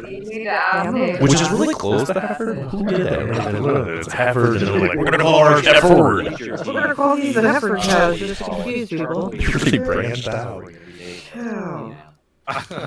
Yeah, Enzo, some animals are more equal than others. It is funny when people try that line. Sorry, Enzo. Unless you're in Louisiana.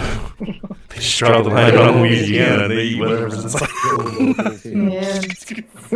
I'm not like a weird food eater myself, but like, you know. I mean, I like to think I'm adventurous, but then I think about I'm not a seafood person. I'm not a seafood person. Right, but I can't consider myself being an adventurous. I try it, I have tried it, but it's not.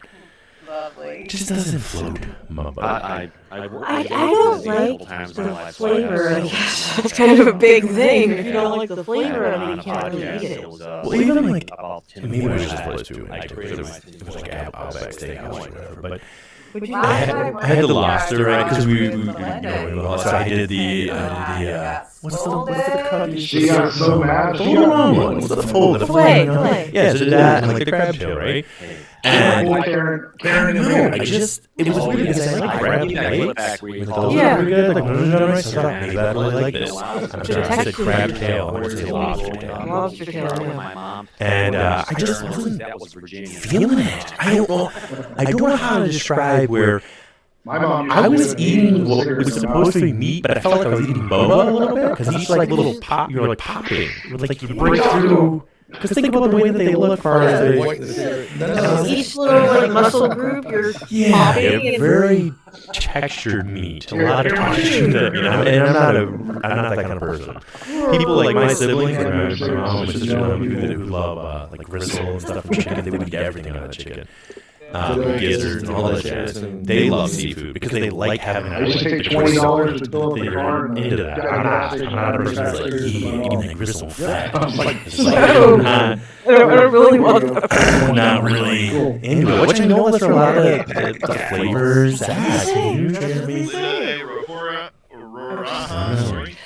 I've never heard anybody describe eating a lobster like that, but it makes like how it is, but that makes a lot of sense. Because I've never eaten it because I don't like lobster. I've never eaten pieces of lobster. Hey, number one, welcome back.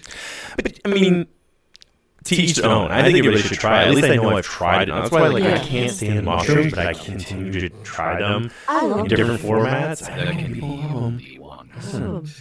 Let's not talk about the morale mafia. We're gonna get whacked here, okay? We can't be talking about that.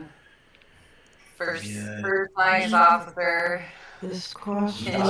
Oh, crab tails. He left for milk and he came back. Do you want to take a quick little break here? I'm 1 for 2 on that. Sure. Wow. Yeah, we're going to take a little break. And I'm going to run to the restroom. Oh, no. Stay tuned, everybody. Don't go anywhere. It's actually kind of true, though. Bill H. All right. Let's say thank you to Louis ×2, Brian, Larry, NorCal, Nancy H, Deb, Cat Chaser, Monica, Tim, and flash forward for the amazing super chats. It's a wonderful way to support what we do on this show. You can get your great swag at spacedoutradio.com. We got great shirts up there for you. So here we go with hour number 2, everyone.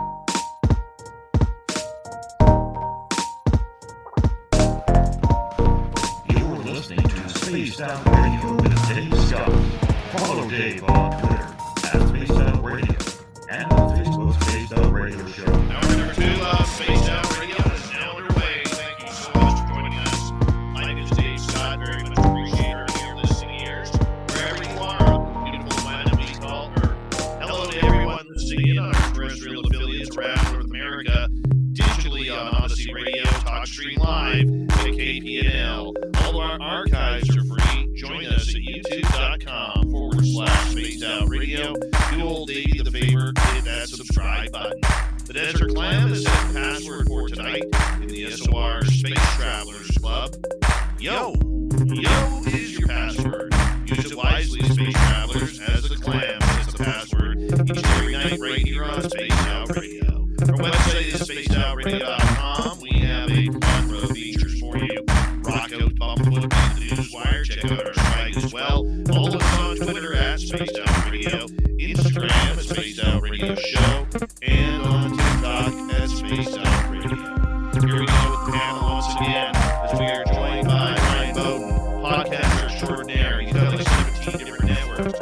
We have Thomas Sessler from Disclosure tonight, from our After Hours show on our YouTube channel. We have Marquise Williams, Random Guy is here, as well as the Savage author and researcher. We're going to get into this nothing murder of UFO hearings that happened earlier this month. And once again, there's nothing short of disappointment when it comes to it. At least that's my opinion. What I didn't like about it was that Senator Gillibrand, just weeks before the hearing, Marquise, really started pushing the idea, where's the money going? We gave you defense money to start pushing this towards the Arrow program, and Arrow's not getting the money according to Sean Kirkpatrick. The Pentagon is saying, we'll do what we want to do with the money. You give it to us, we disperse it how we see fit. She was talking real tough about it, and then when it came to the UFO hearings, nothing. Well, there's a couple things about that I thought were interesting. The first thing was she claimed that she wanted to. All right, ladies and gentlemen, feeding the ducks. We are live here on YouTube. And now during the hearing, it's video. Yeah, Big Willie joining us. I gotta and then have the public turn the start video give them an off. opportunity to not even talk about issues, including whether or not funding was being. There's Willie. Oh, yeah. But also, what kind of questions they could have. Welcome back. Welcome back. That would have been Before the break, we were talking about eating different in the foods. private session. Now they can't do that. So now we can never speculate and wonder what kinds of things do they have. I got a segue after that. Actually going on. That's how you do it. You don't talk about the segue. The segue is the segue. You just made it. A segue can be whatever you want it to be. Yep, totally true. Whatever. I agree with you on that. Thomas Fest, I do think it's a little fun though. Some of the things we had coming on here today, and we came back with like, so far we've gotten to food. We've got We talked about lobster. lobsters, wild chihuahuas on the plains. Just It's a great visual, right? Like maybe they take down bison. I don't know. Rolled his eyes. I mean, Dad asked me about that. Yeah. Kirkpatrick is nothing special. He's in Did you say bison weren't that bright, I guess, either? I guess they're not very bright for their... Don't they have In comparison to cows. Cows are Yellowstone? down to our Those at Yellowstone. Yeah, there's bison right where I live. So, Domino Farms, which is like, I don't know if you know Domino's Pizza. Tried to throw anything. Yeah. You guys have Domino's Pizza? So that came from Michigan, right? Like, there's a big Domino's farm here, and it has bison there. We got a Not like the big ones like you're talking who about. we work for. 11 million in funding. I don't know what you would call the domesticated version of. They eat them? Are they for eating?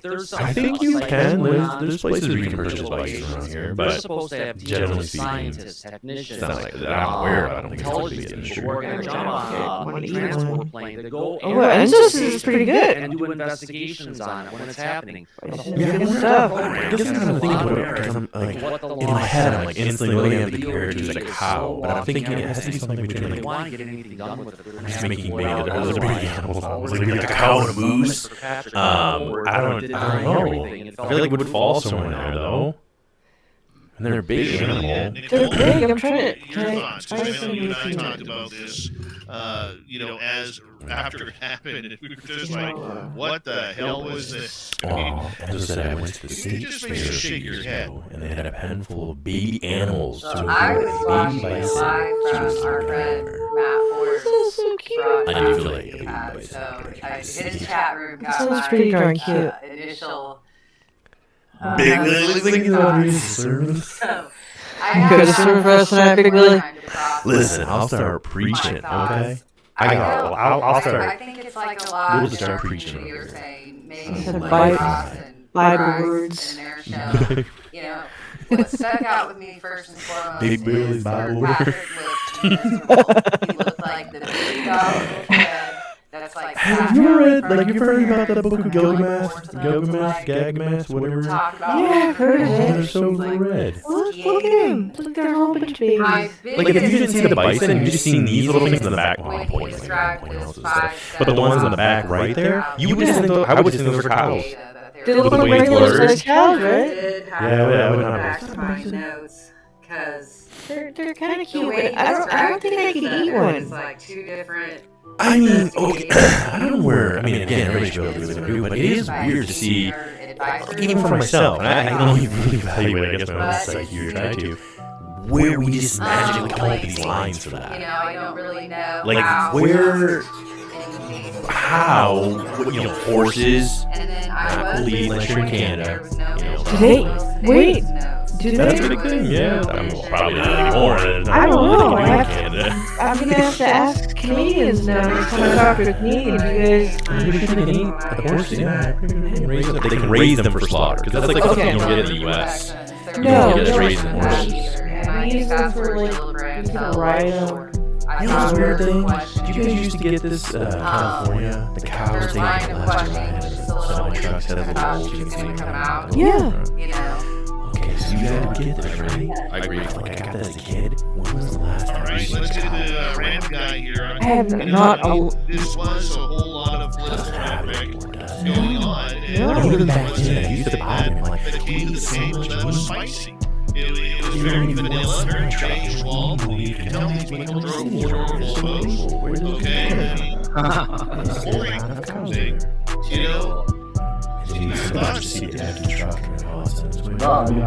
I said this before, it was one of the most campaigns. Because you'd be in the car, you'd be like, oh, look, there's cows over there. Not cool.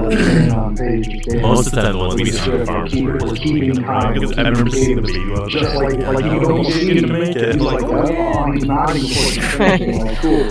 I know exactly what I'm saying before you. Wait, hold on.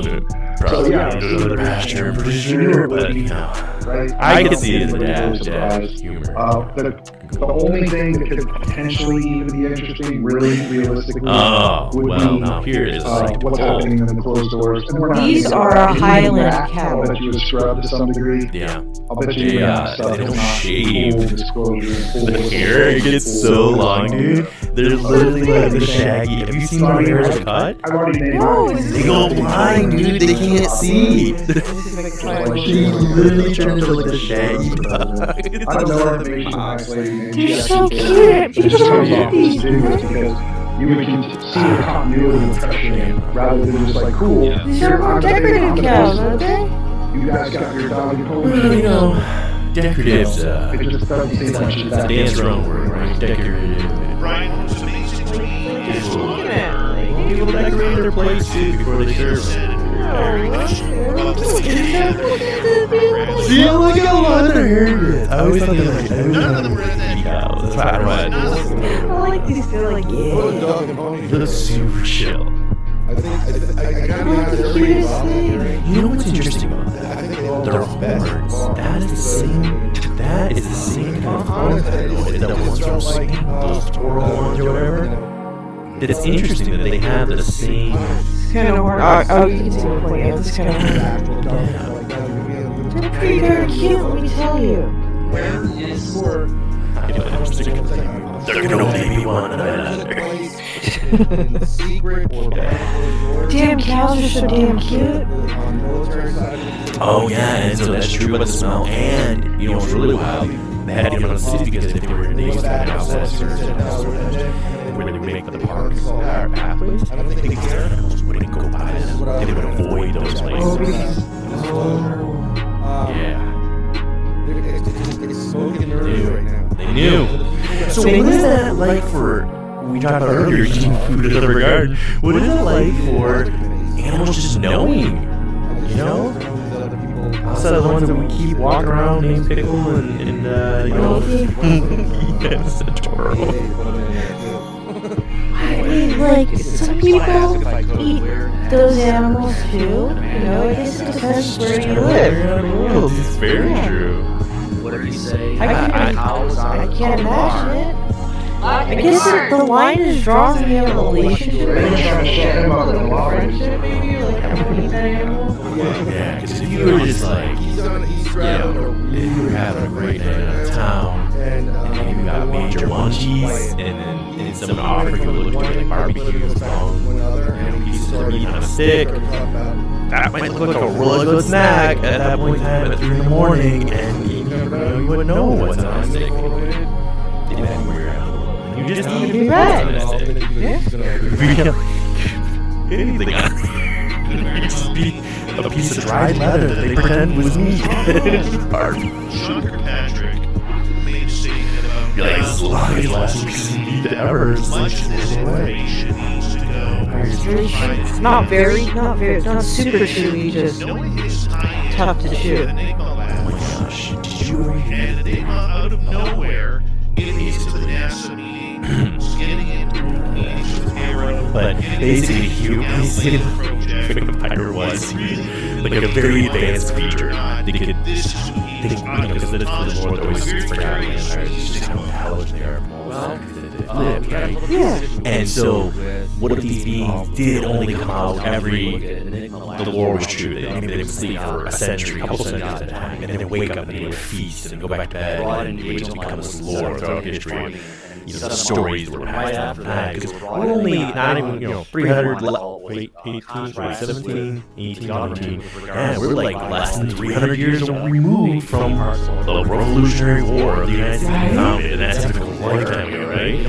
So a vampire could easily sleep 400 and just wake up like, holy crap, they were right. Yeah, like, oh man, this whole time I thought it was just a story, but no, it's totally real. I mean, in theory, I'm not saying it's real, guys. But I'm saying in theory. In theory. Well, I can't remember this guy's name, but I remember he was giving, it was like one of the more convincing arguments that made sense mathematically, I guess, for vampire being real, which was that basically when humans evolved enough, say over a couple hundred years or some vampires thought a while, we were the ones that developed right triangle, like basically, we say 90 degrees. We were the, like 90 degrees doesn't exist a whole lot in nature. And so they were saying something about like the 90 degree, and I don't know, this is where they lost me because it was weird mathy. But that if how this being perceived different realities, something about the 90 degree angle, that it basically gave them like seizures, like it would send them into a bolt, like you know how flashing lights will send certain people into those, what are those called? Seizures, right? Yeah, like there's a certain type of one, but it would be that one, and that's how they killed them, was because they were like, went to bed, humans were doing their things, looked around the huts, came back out 20 years later, and also like, what is right triangles, and like fried their brains. What do you think about this? And that's what the legend, that's what it was, and the legend was that they died in the sun because they were having seizures. I don't think I have Sun, like convulsing in their head. It was wild. Like, what? Yeah, when he laid it all out, I was like, oh, dude. I almost could believe that. I was like, I feel like I can get on board with this. I mean, maybe not convoluted, but. And so, yes, because you have That's the top of the log. Right angles. It's the right angles. It's the right angles that got him. It's the cost. I think. Which, hey, dude, people can believe what they want, but I mean, 100%. Besides the Hollywood version of stuff, like they have had an Exorcist division. Okay, they don't play. So That's existed. Shame that they haven't. Good chunk of time. Even if it wasn't the Catholic version or the Christian churches or the exorcist, every major society over time has had a division dedicated to fighting the dark arts of the world. Time will tell with In that way, which is unique to me. I think this is a little interesting. It's kind of a big deal. It's interesting that why does every religion have it? Or not every, I don't know if every religion in the world has it, but most cultures around the world have some sort of exorcist type person, right? Yeah. So does that mean that these entities or whatever are real when they get into people? Oh, I think so. I mean, I personally, yeah. Even if I always, I was raised pretty religious, but I always say if I don't understand something, I still respected it to the point of understanding the fire can burn you. So it might not have power over me, right? That's a big question. Like going to church, stuff, all this stuff. You're like, doesn't have power over me, but I understand it has power over that because I understand that, especially if you're going on a religious path. It's like if this is Satan or the devil, this is his domain. This is the realm he was cursed. This is his playground. You wouldn't necessarily just be channeling springs willy-nilly, as it were. Like if we're doing an all-Megan room reality, like, we get to that point where you just put the glasses and put it off. So we're in dimensions, there's beings that are floating around, all the stuff is smashed together. We just can't see it. I think it couldn't see you. I mean, you know, and I think people, I don't know. It's always something I've always respected to be what it is. I think possessions are a real thing. I truly believe that. Because you can still attach even for my own own experience that I had seen one time. But for sure, the most here. I mean, you know the people play them up. It's like, dude, just 5 of these stories out of the hundreds that people have are true. Is enough there to say there's something up with that? There's a reason why all the major players in the world to this day keep witch doctors and people who practice the occult arts and really study astronomy and astrology. There's something to all that. I mean, they have a belief in it, and I don't feel like it's I guess I'm just rambling. I'll leave it at I believe it. Stop it there. Outside of that, there would be no way. No, I mean, and I think that there's a lot of truth to like, yeah, you know, some things you just don't want to mess with, you know, like, even if it's leave it alone, you know. I don't do the Ouija board thing, you know. I would like to hear opening and non-human intelligence interacting. People know what they're doing, I guess, mess with it, but like, people who don't, I would say not to. Yeah, because I do think that we're energy. Why we are. That's what I would like to hear. What I grew up with when we were raised, like meditating was considered meditation. Yoga was considered like not okay because the idea was you're supposed to clear your mind, just whatever comes to you comes to you. And I think that's okay as long as you have.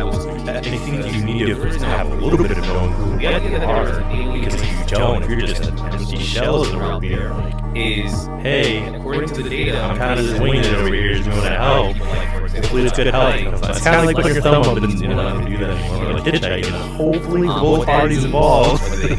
Nobody's murderer, right? Yeah, you don't know.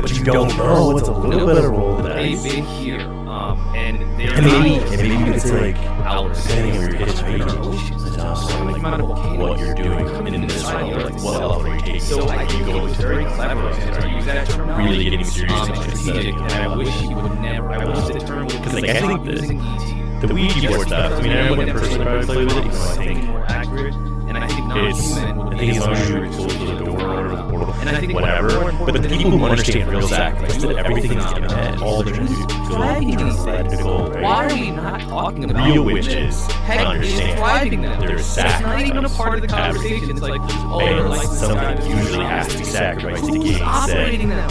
Things you're questioning, wanting, whatever, and I don't know. That's when you're like, okay, you're getting to a real level, like think if you take all those steps, I don't know, maybe there's a code in the system that hey, this person hits all the right combos on their controller, you have to then respond to them. And I don't know, I just feel like it's weird. Good example of that. I just feel like they're, because sometimes it's like it's pretty consistent for certain people, you know? Yeah. And they're not doing anything fancy in the sense of they're not trying to sell it to anybody. It's just for them, you know? And I don't know. That's what they do. I just think, yeah, if you open yourself up to it, you don't know who's coming in or who's talking to you. Oh, that's funny. I told you there was a sermon coming. And Phil, good point. He's saying Jesus taught meditation, contemplation, prayer, meditation. I agree with that. I really do. I don't think I've always said because I think every time that there's it seems my experience has been anytime anything is operating in an absolute, I don't know, it always makes me question just a little bit because nothing is usually absolute. There's very few things we know of that are just 100% absolutes. And so I don't. That's where it gets wild. Like everything we're living is just a lie. It's like, I mean, to the whole escaping the simulation radio. Great title on that, right? Get your version out right there. Essentially, everything we're being told to do feels like sometimes you really just have to read back into it. Like, why are we not doing this? Like, I think the most recent one. This is like. Just, I'm only, I would say, like, allowing myself to hear people talk about it. I'm not really, like, going hard into it, looking into it yet. But it totally makes sense where, Jess, did you growing up driving cars as a kid? Did you ever stare at the sun?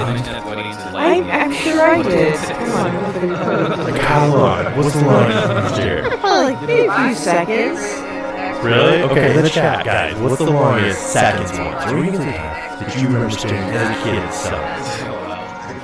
Let's see what they say. Because for me, I can remember going between 10 15 seconds. I remember staring long enough to starting to make out that it isn't just a bright thing. You stare long enough to start to come into focus. Yeah. And I'm just saying, it is weird that we're caught not to stare at the sun, to wear sunglasses wherever we go. We have glasses, even our regular glasses, they'll just tint, auto tint, right? What if there really is something to that? What if there really is something to like meditating in the sun? And really, specifically, I'm not talking dead. I think that we all kind of sunsetting and sunrising. So not necessarily new short term, I don't know, but in a little bit of a filtered sense. This is not to be like, I don't know, maybe. But the sun literally gives life to everything. So, and then just about I understand it can do destructive things too, like, you 100% die without it. We know what they are belongs to. That is the thing. And they should be blind. And some did go blind, because they didn't do it right. They claimed they were sun gazers, and they were like, it's noon, I'm staring at it. Blind. But the people that do it right, the people who do it at sunsets, sunrises, and do it for limited times, 10-15 minutes, they have some pretty big awakenings. Like, they have trips almost sometimes. They become connected to that. And to me, it makes sense because even good doctors will tell you, Carlos will say, you go lay on the ground, you actually lay on the ground outside, sleep one night on the ground. Excuse me, you will reset your biometric clock. So if you're having a lot of issues getting up on time, I didn't know just grounding wise, going up barefoot, but specifically spend a night outside, you wake up on the phases of the sun. Because it's in our DNA, it's what we were doing originally. We woke up with the sun, maybe Tucker Carlson. Can I go outside? I think that's one of the best results, but get it, well, 10 cents on our food, sleeping outside would probably help, Can't I just take my curtains off, or open my blinds? Yeah. I mean, or is that not the same, because you have to be out in the air? Probably gotta be part of it, let's be honest. I mean, we can talk about it as a part of it. I believe it's true. Yeah, since I was a child. Yeah, I definitely meant like sunsets and sunrises. Yeah, because during the day, obviously, you will scorch your. I remember that as a kid. Yeah, I remember trying to look at other things, just seeing red everything. Mark, man. No, just look at the sun, guys. No, look at the sun. Not literally. What's so weird? Isn't this weird? We make all kinds of bad decisions sometimes as people, too much life is not good for you. And if we're making a bad decision, we don't have to really like go to our doctor to do something. But every time somebody suggests that it goes against the main stride of things, we're like, well, you should probably check with your doctor. Yeah.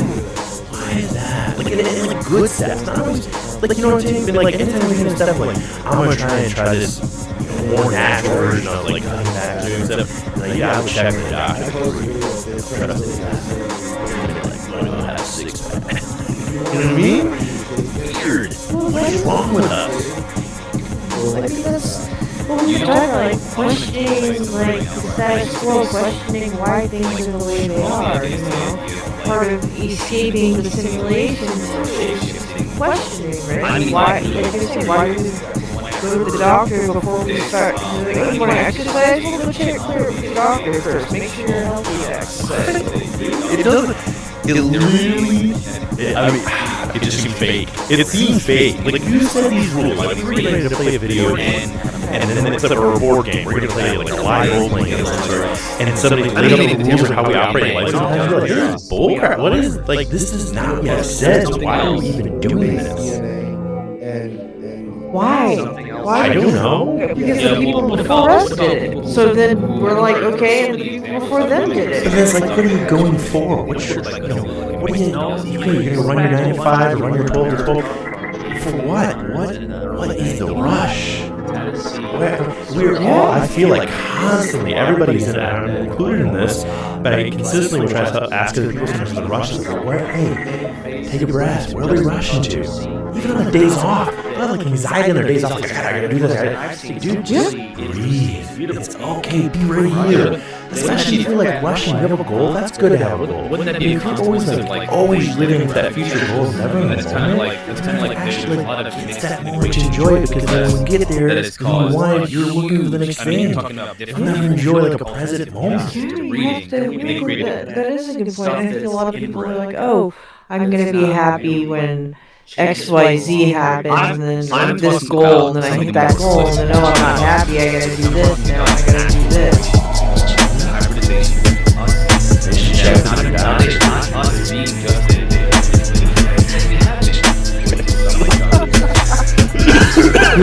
Oh man, I don't know, man.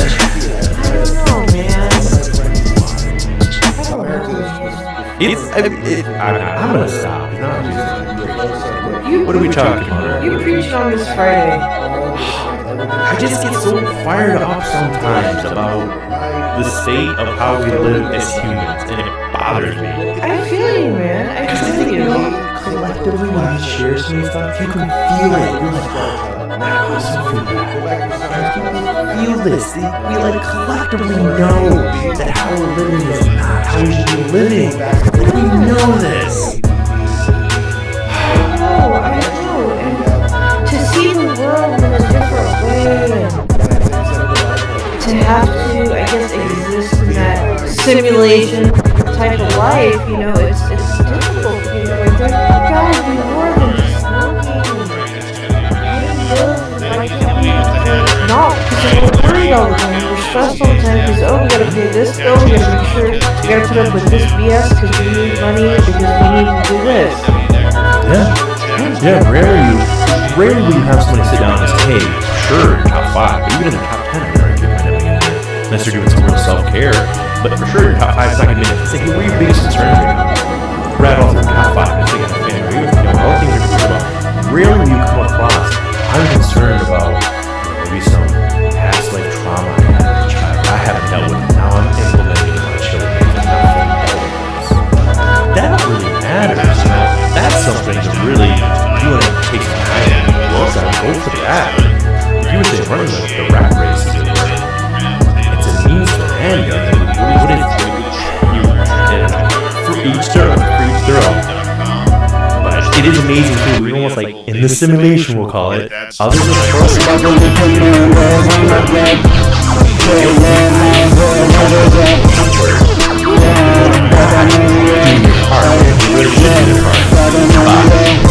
Struggle with commanders on the block. Pull up, Maserati drop. Let the money up. Hey, let the money up. Struggle with commanders on the block. Maserati pulling up. Let the money up. Let the money up. don't program consistent.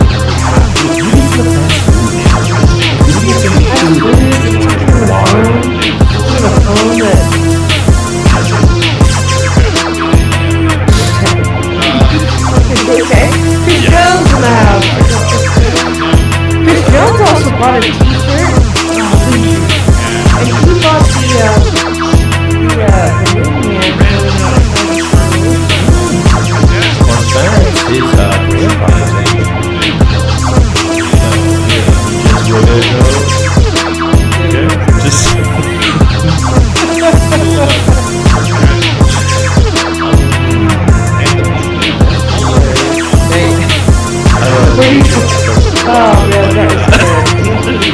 I know you're talking about like because they don't have time because it's practice and you don't have time to be by your last life. You don't have time to, explore these hidden things or explore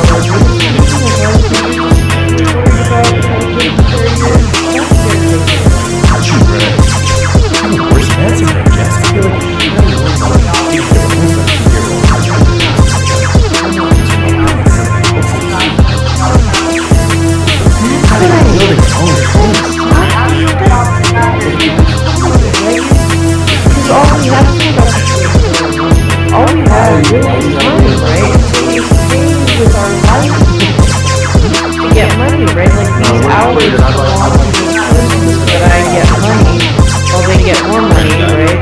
Based on my work.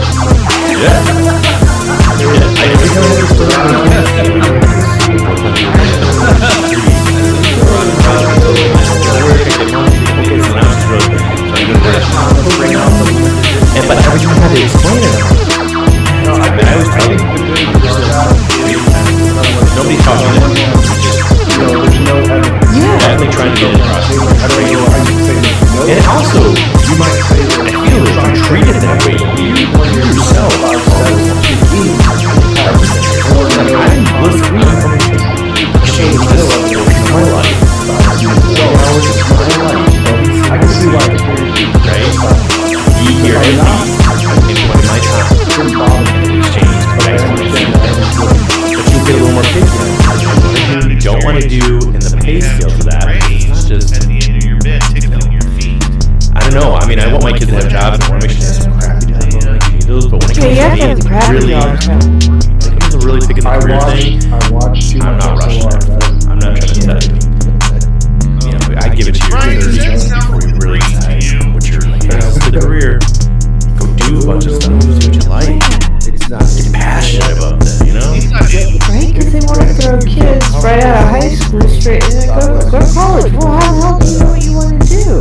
You're not even going to be the same. You're not even going to be the same person. When you graduate college, you're not the same person at age 34, 32. Graduated. You're not. You're just. You might have some fundamental. I mean, I feel like you might have a core. Are you still? Maybe you're 50-ish, 60% of the same person. But I really think you just get a better grasp of who you are. I already have enough. Was it Enzo you said right on? Extraterrestrial child support is terrible. Somewhere in there, he said you just stop caring what you think. You just 100%. And they've said time and time again, people are the happiest in the 30s and the 40s. And I always tell people, like, wait now, because some people, we're just all hitting 31 and I'm 32 this year. And the rest of them are like, they don't want to talk about it. Like, oh, we got forever. Like, when was we? And I'm like, guys, we're halfway, like 60, halfway there. Whatever it is you want to do in life, you've got the energy and time now. Let's do it now. Oh, we're going to do it at 60. It's just, we're halfway there. And the weird thing is, it's like everybody talks about living life after retirement. Or like but another witness from Maelstrom. 60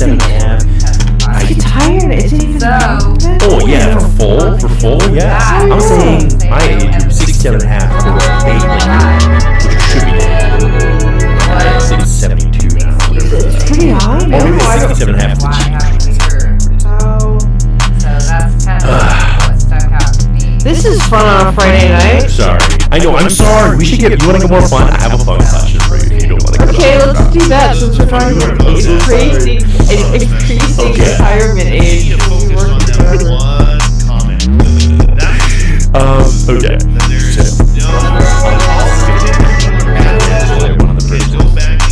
just want to state before I get into this question on the show, they're probably right now wrong, but I just want to lay it out. No evidence of extraterrestrials. Yes. Have you ever been on like a big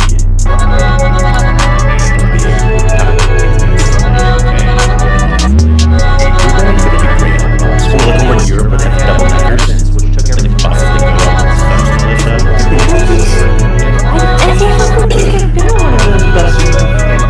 Have you been on school buses? Yes. Okay, school bus isn't quite as, would you agree it's probably not as big as like a...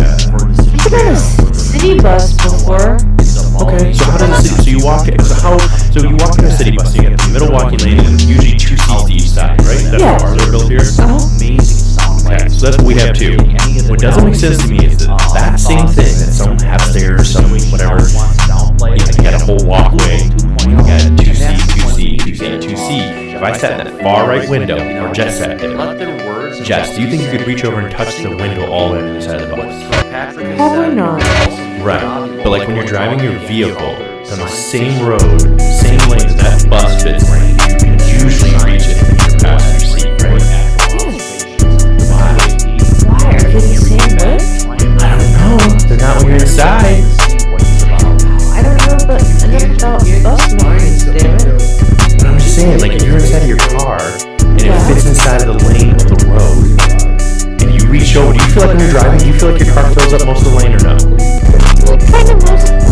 How much room do you think you have on each side? How many inches? Like total or just like one on each side? I think it's on each side. Okay.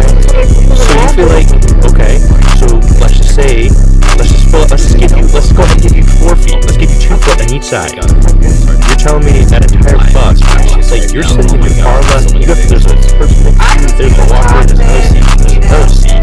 It's 4 people plus a walkway. Again, I believe that I'm probably wrong, for sure. But it's weird.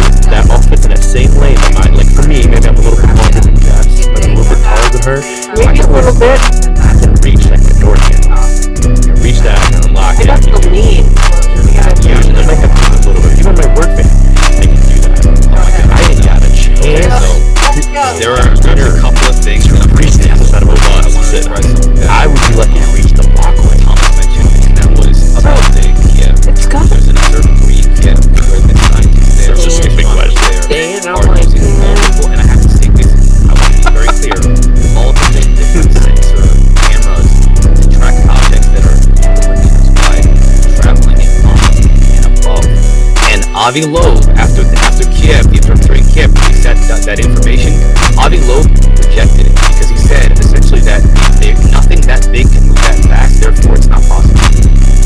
Which is why when you guys mentioned earlier about the report, that the suggestion that there's a possibility that an alien mothership could be in our solar system, that was co-produced by Avi Loeb. So that ridiculous narrative that you mentioned earlier, that's what you're talking about, the same person that's in complete denial of the capabilities that we've been seeing forever.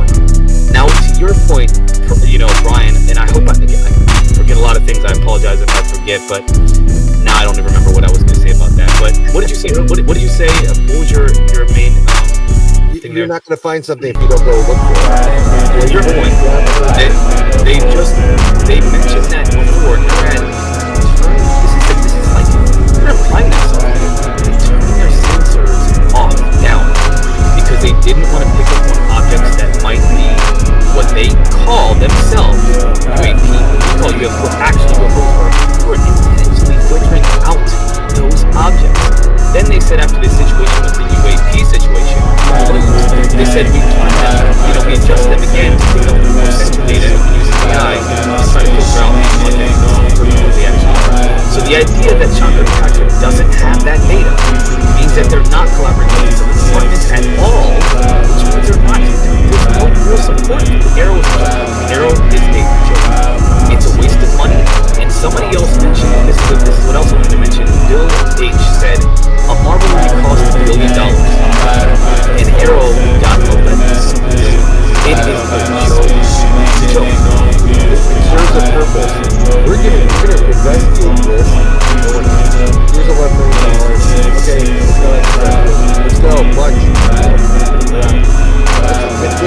doing what they said they were doing without doing it. What's enough money? Never enough money to do that.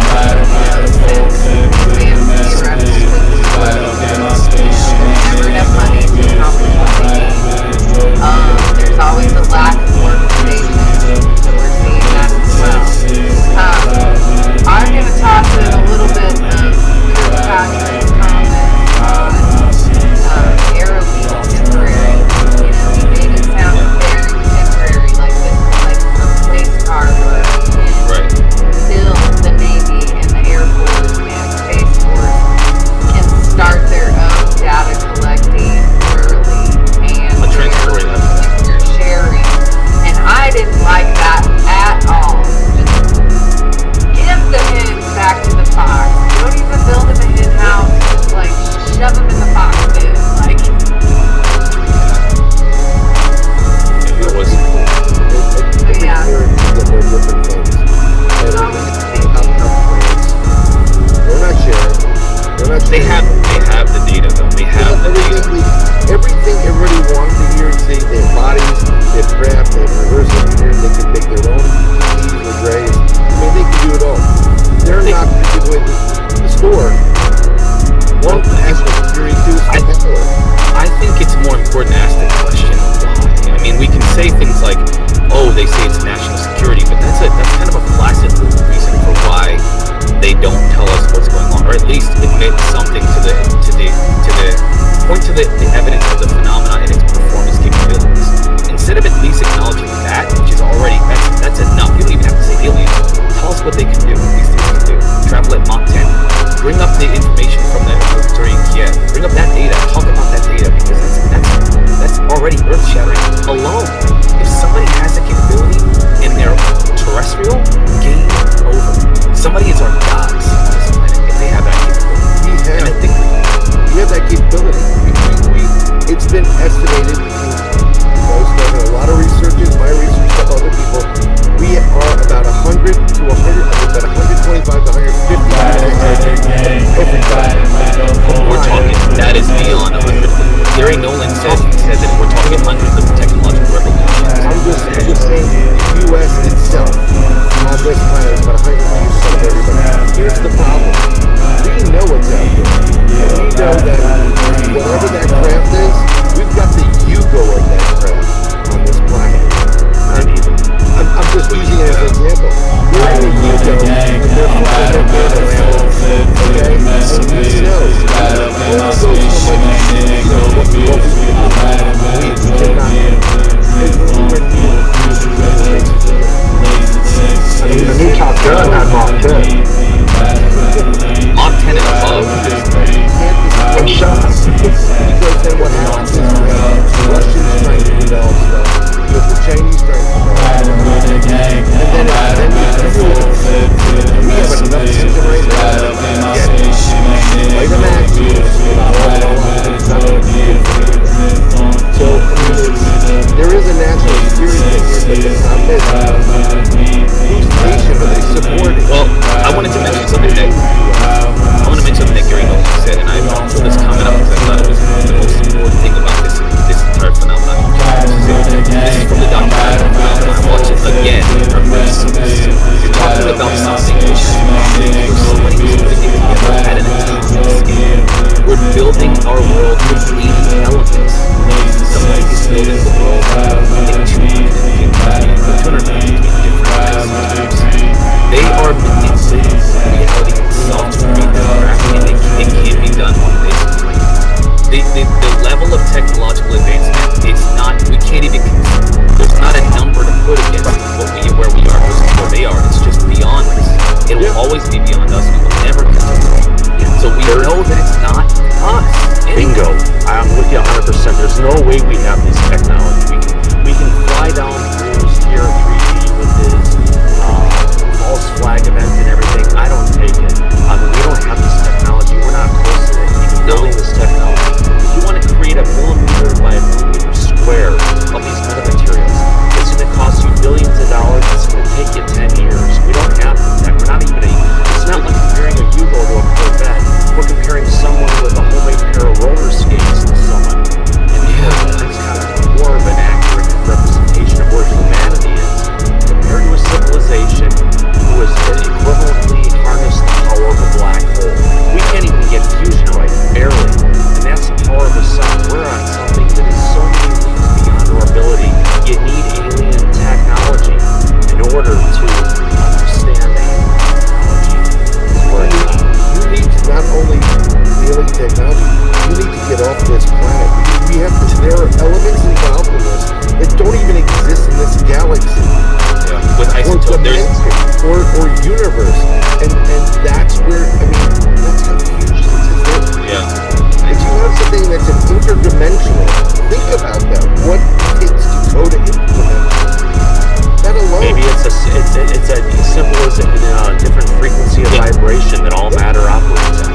And we're talking about things that are on the level of gods. Gary Nolan said we're looking at a phenomenon that is on the same par with angels, demons, and gods, meaning that there's something that's so gods, not obvious. No. Angels, demons, and gods, plural, small g. Because we're talking about again, we're talking ancient, and it's been here forever, ever and ever and ever. They have been here throughout humanity, and they're down longer. Well, we just want to give a shout out. Sorry, go ahead. I was just going to give a shout out to Marquise for using the word blasted and a UFO argument. So thanks, bro. Good work. Why would you focus on that?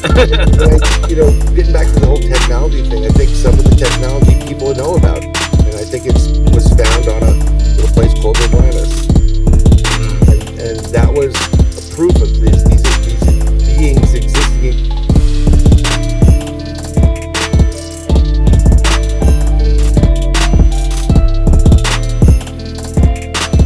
Coming here, maybe trying to manipulate, their hybrid. I wonder. I hear the story. There's a story, and again, we got to be careful about what we talk about. There's a story about human beings at one point in our history being collaborative in such a way that we could reach the gods themselves, right? And that was rejected that was seen as a problem because they could achieve, human beings could achieve what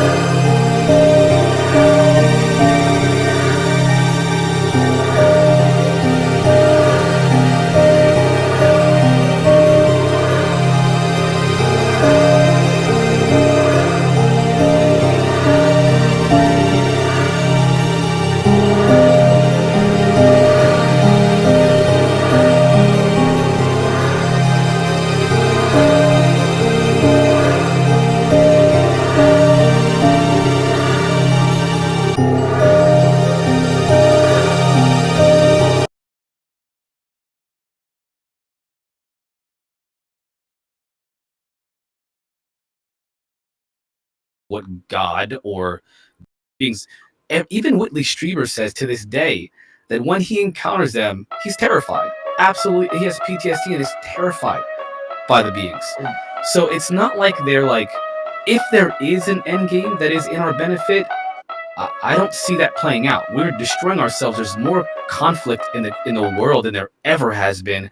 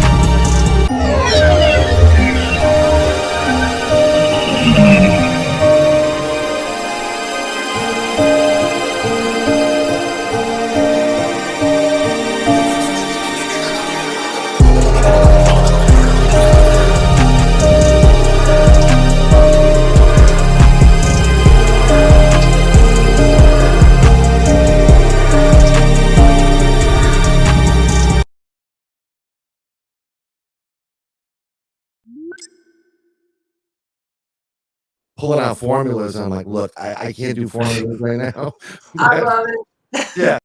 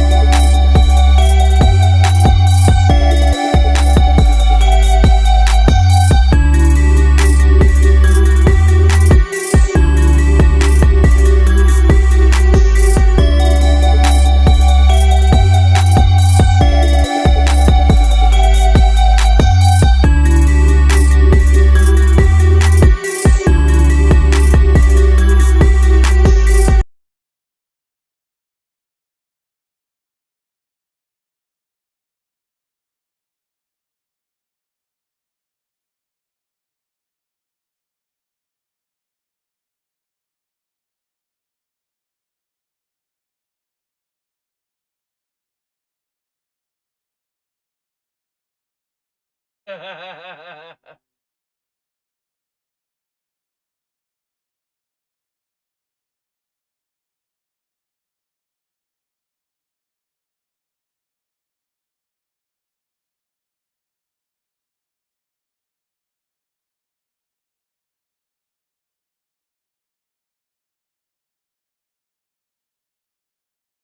the hospital.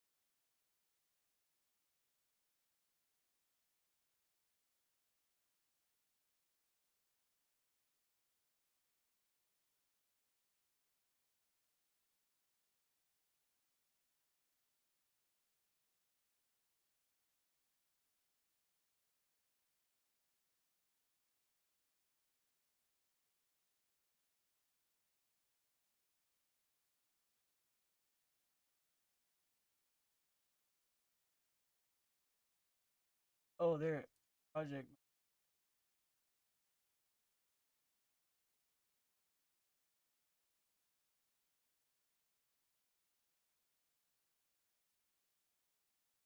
Okay, save. Crashed.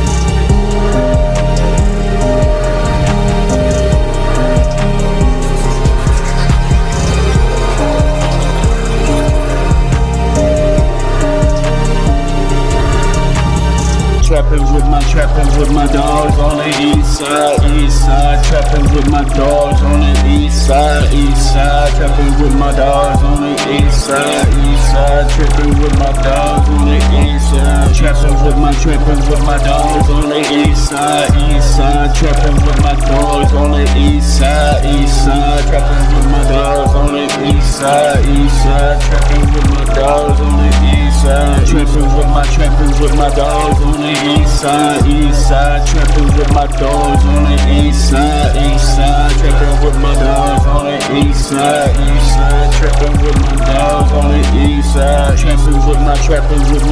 on the east side, trapping with my dogs on the east side, trapping with my dogs on the east side, trapping with my dogs on the east side, trapping with my dogs on the east side, trapping with my dogs on the east side, trapping with my dogs on the east side, trapping with my dogs on the east side, trapping with my dogs on the east side, tripping with my dogs on the east side, trapping with my dogs on the east side, trapping with my dogs on the east side, trapping with my dogs on the east side, trapping with my dogs on the east side, trapping with my dogs on the east side, trapping with my dogs on the east side, trapping with my dogs on the east side, trapping with my dogs on the east side, trapping with my dogs on the east side, trapping with my dogs on the east side, trapping with my dogs on the east side, trapping with my dogs on the east side.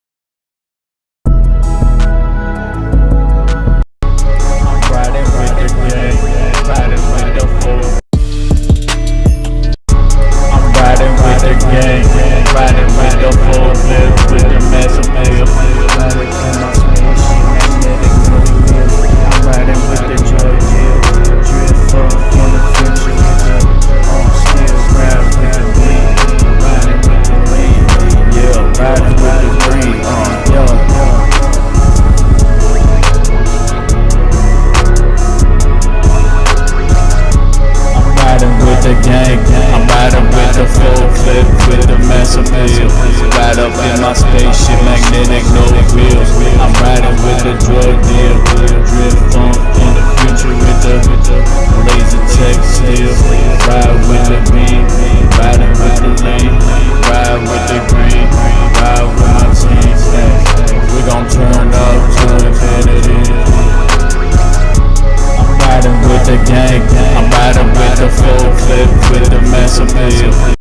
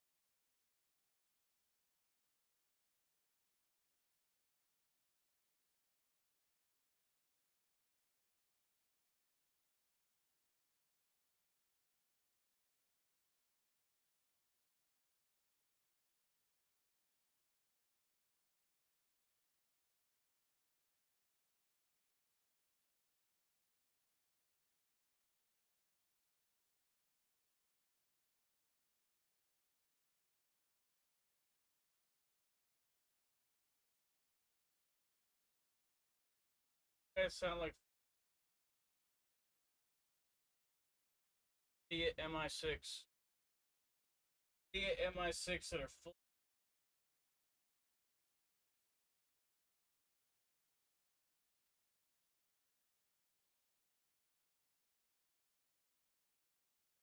At least I know the good MI6. UFOs.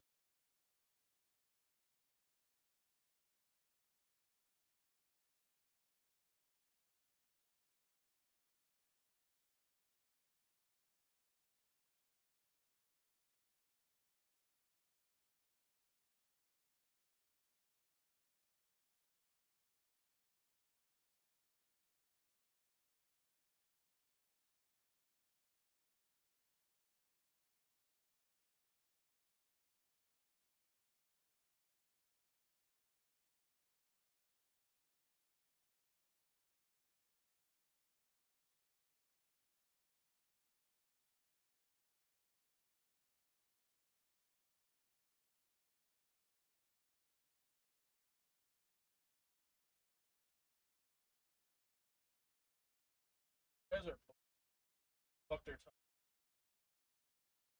That's some random bitch.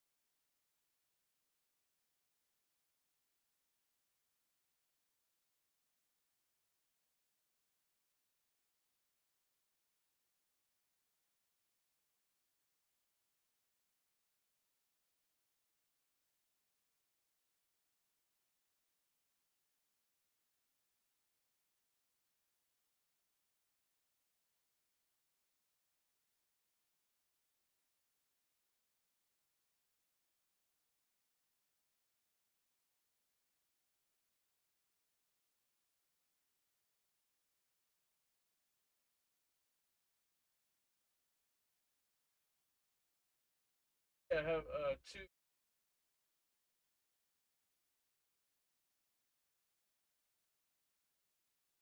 Yeah, just I got.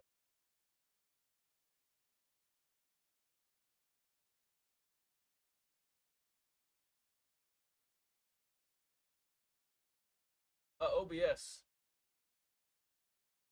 Yeah, yeah. I just.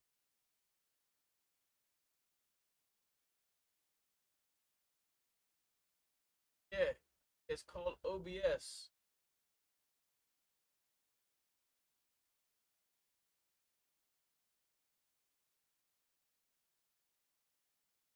It's called OBS Studio. It's awesome, dude. You gotta get it.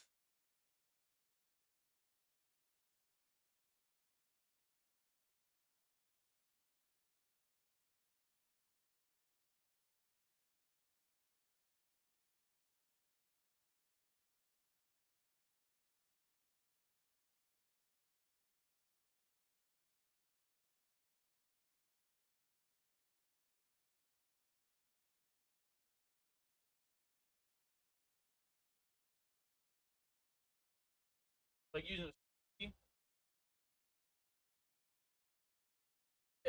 it's a stream platform.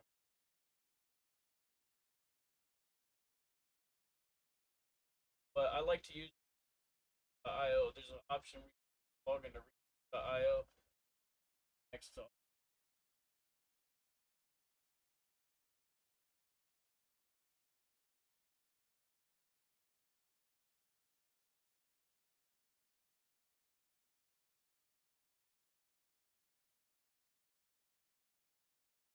Oh no, no, I'm not. I just got a donation for $6. I just got my first donation. um, probably like a year.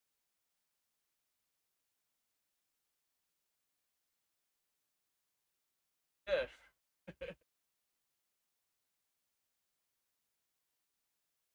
Yeah, because I'm not even monitoring. It was like on a buy me a coffee thing. For the trying to raise an apartment in the rest of.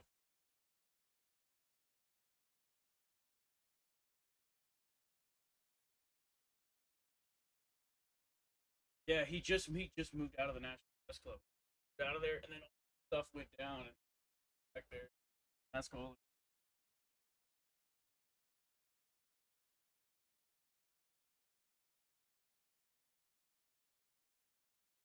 Yeah. Yeah. He was, yeah, for a long permit. Yeah, yeah, DC. It's a big building, and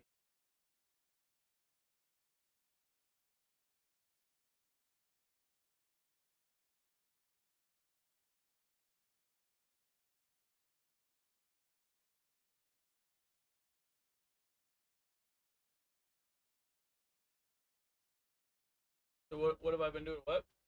Oh, wait, what has he been doing there? I don't know. Just kind of like a home base for the. But now he wants to back to stuff, and he wants.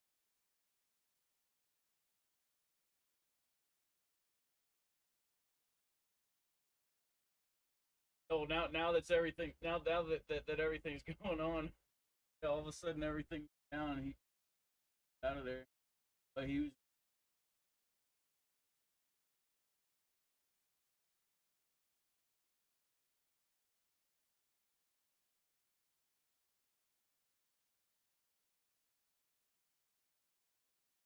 TV.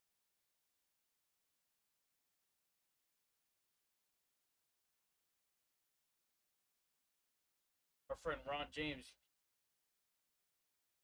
accident.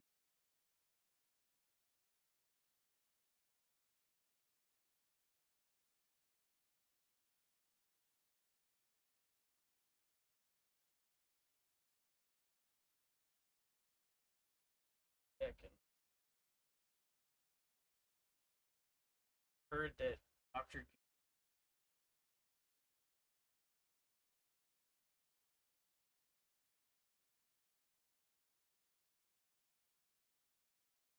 also done edit material. I literally have these flying rods. Fly around with it.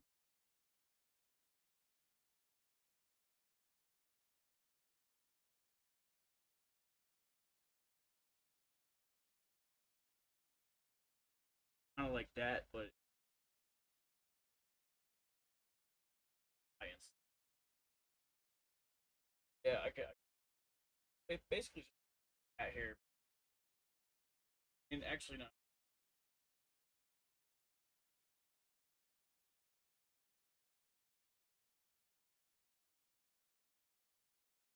Have you ever seen?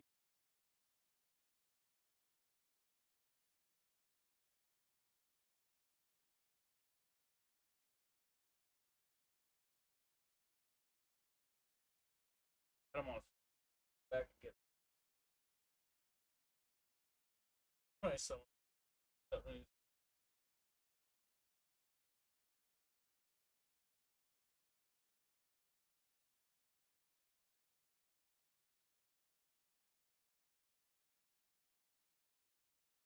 Oh yeah, yeah, he's done classified.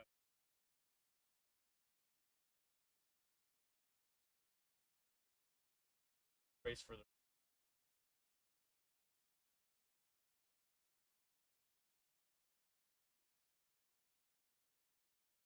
I don't know exactly what the revelation came out. Oh, that's big, dude.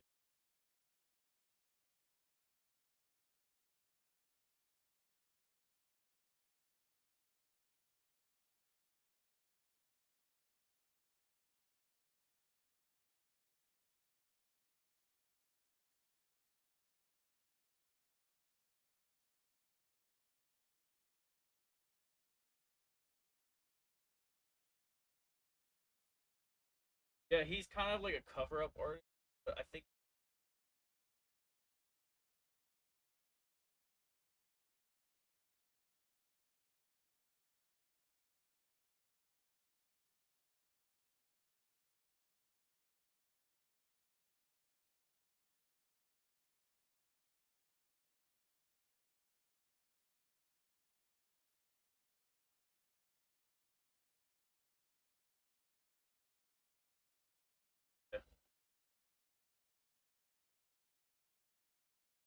Yeah, exactly.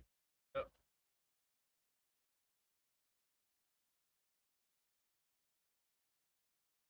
Probably, dude.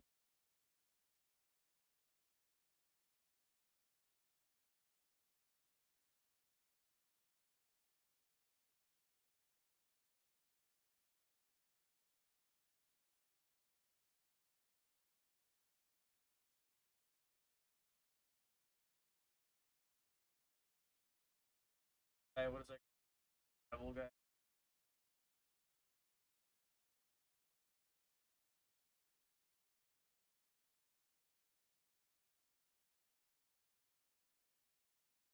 Really short.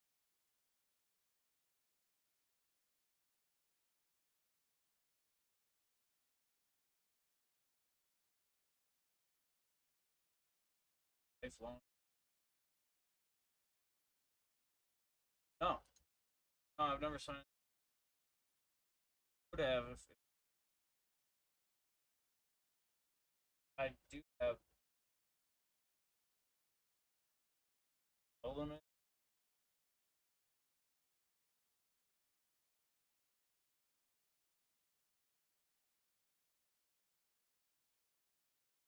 I want. I want to.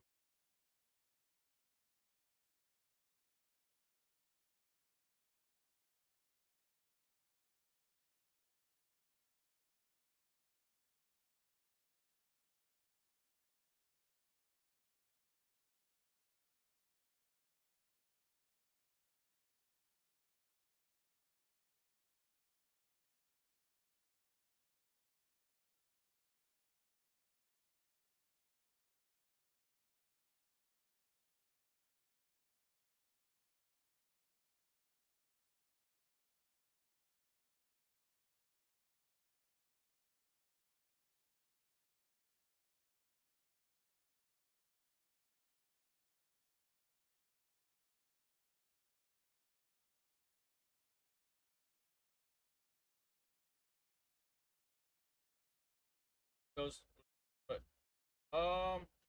yeah, I do trust Steve. I have a really comprehensive document. Knows a lot. Military has all these bases and stuff, and all private contract that information. The only weird shit is that talk about like see like little genetic aliens, and he wasn't sure best evidence. And he was like,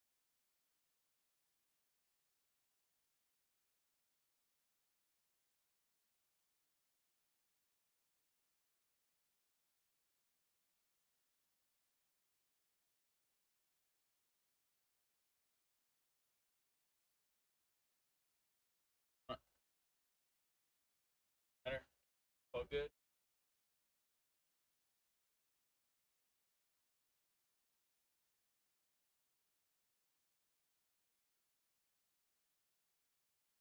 Like him. Yeah, I was the only guy that asked him a question. I just asked him like, I have an issue. Holographic consciousness, graphic back, but he said he didn't. He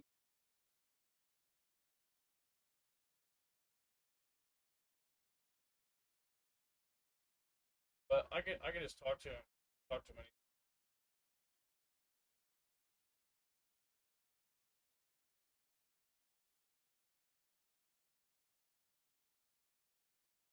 No, it's no. I can I can I can get in contact with my dad and so and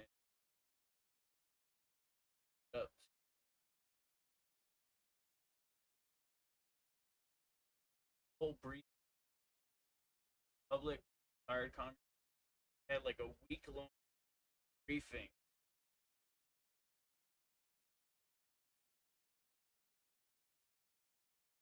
You ever watch this?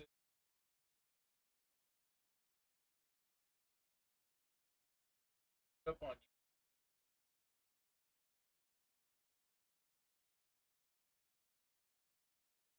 Citizens Hearing on Disclosure. Yeah, it's called Citizen UFO.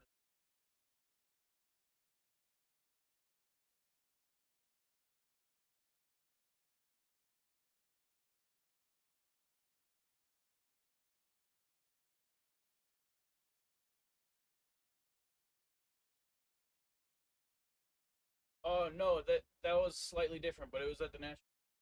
Basically, I think of that as the first, like the second one.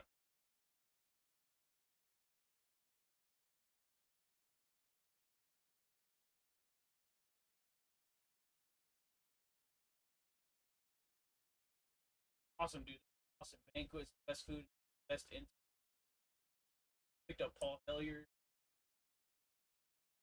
Talked to him about financial corruption.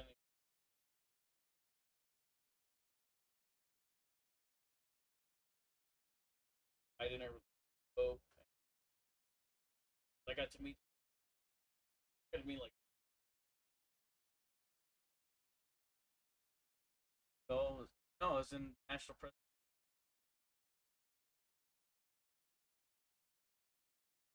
No, it was in 20. But there was also one in 2001. Yeah, I was talking about. That was doing 2013.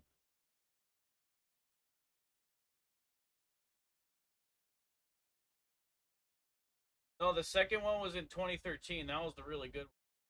Have a whole week long brief. Yeah, it was awesome. No, no, it was in the National Press Club in DC. Washington DC. There wasn't any in Canada. I don't know of any. We had the Prime Minister Paul Hellyer come down. Congress.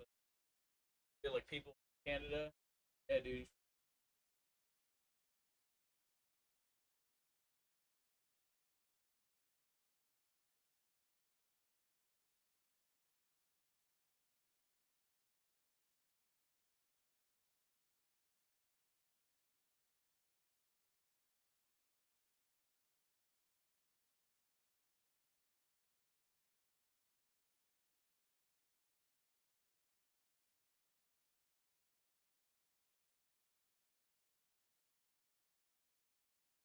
Someone told me recently.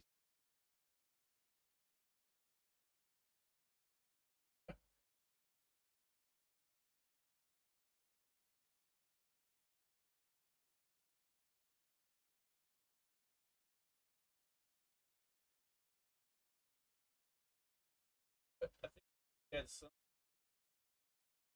He seemed to do a lot.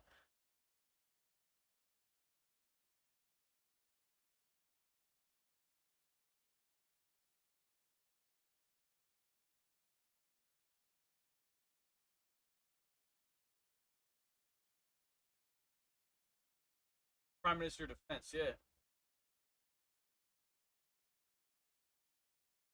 Yeah.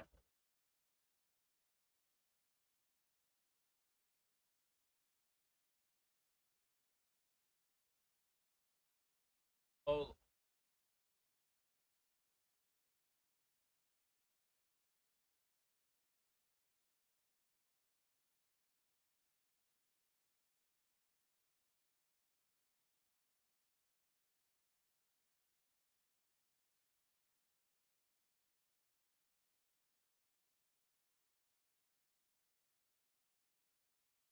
Yeah, Secretary of Defense. That was right. By the president.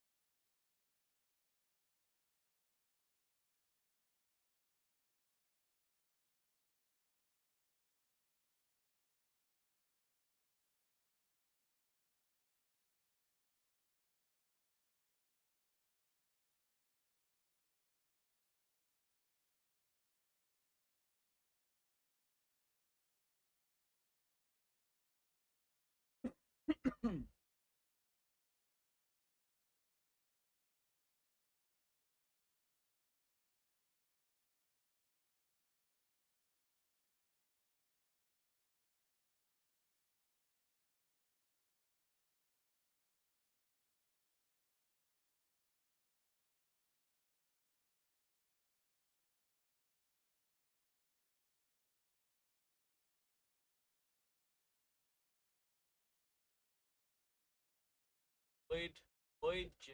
Austin.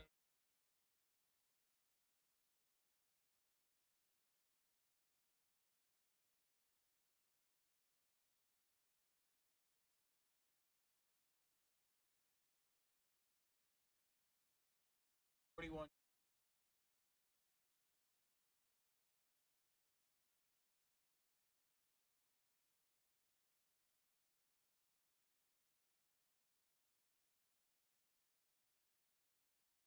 Yeah, so that's Prime Minister. Powerful Secretary of Defense, highest rank government advisor to the deputy, highest rank. My mom actually taught that'll meditate.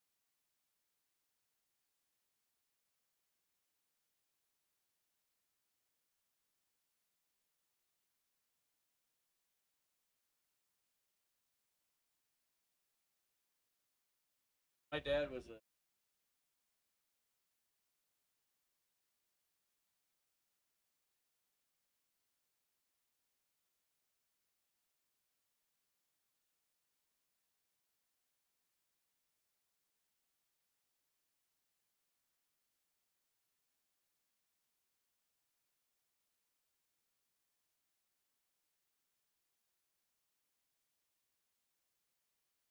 had a lot of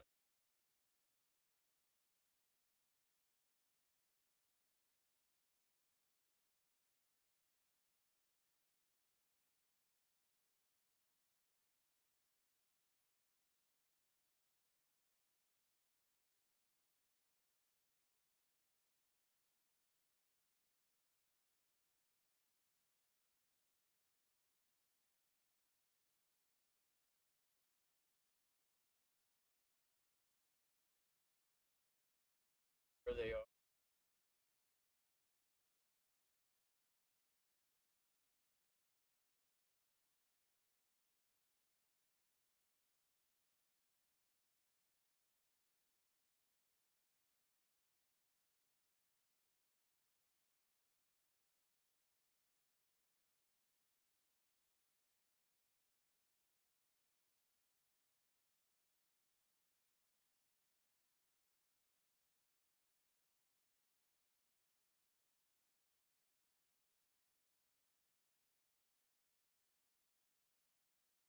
Nine people came forward.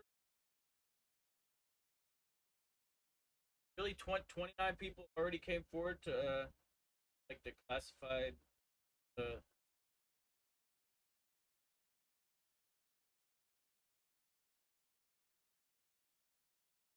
What'd you say? Oh, that's a lot. That's a lot. That's a lot. I thought there was like talk of 6 people. Ross Colehart was. But where'd you hear 29? Oh.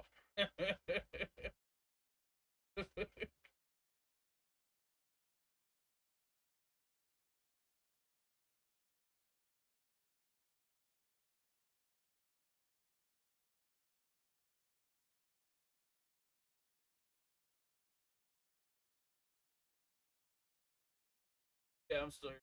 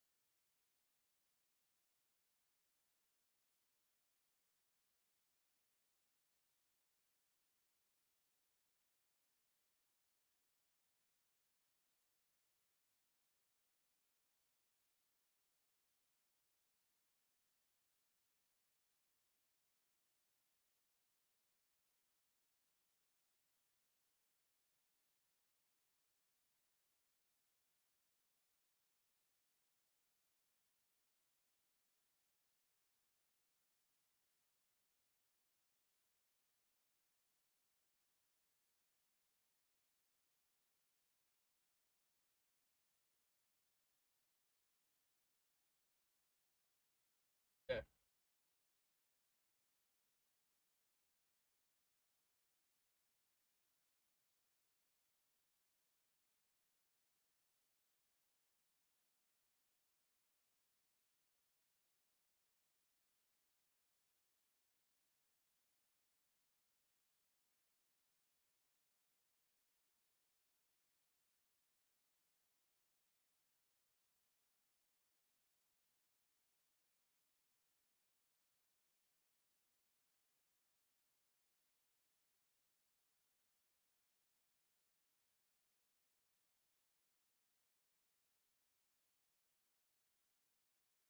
Yeah, and I like the train wreck. Flagpole.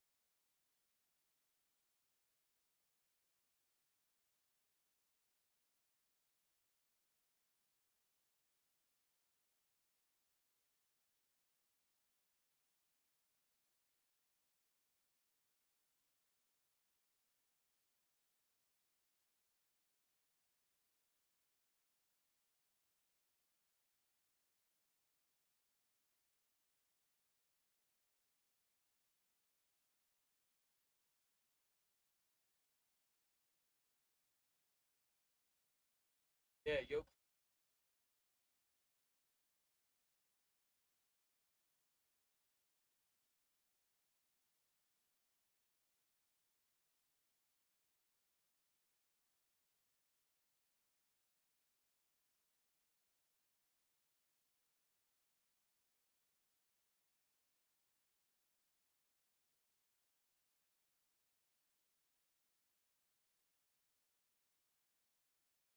Evans.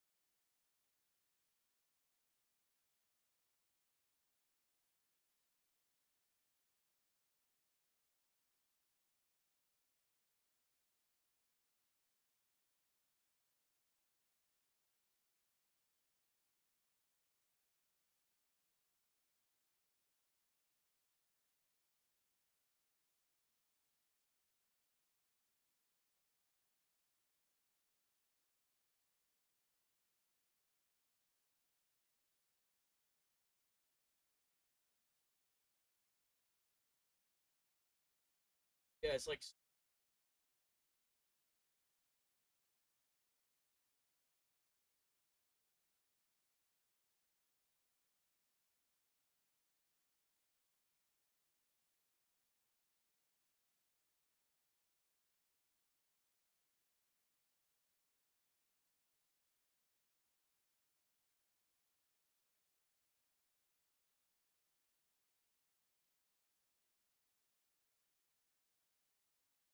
surprise.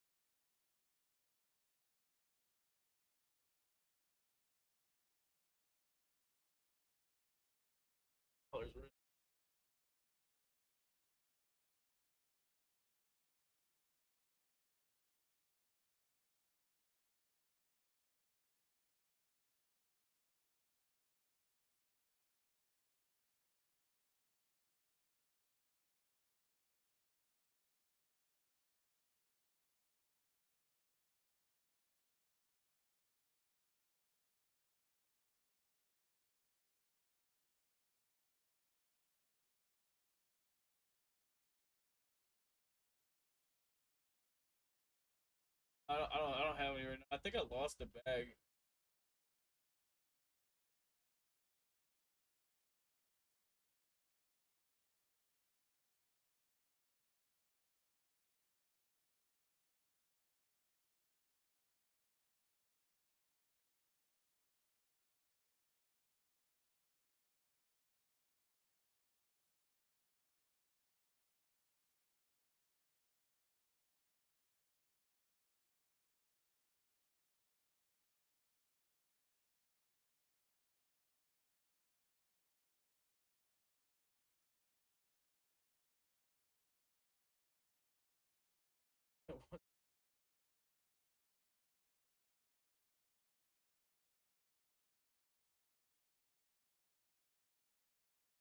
I took like a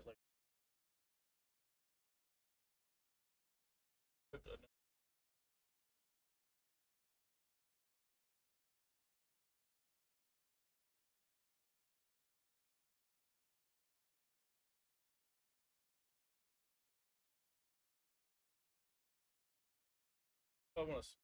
That's like a.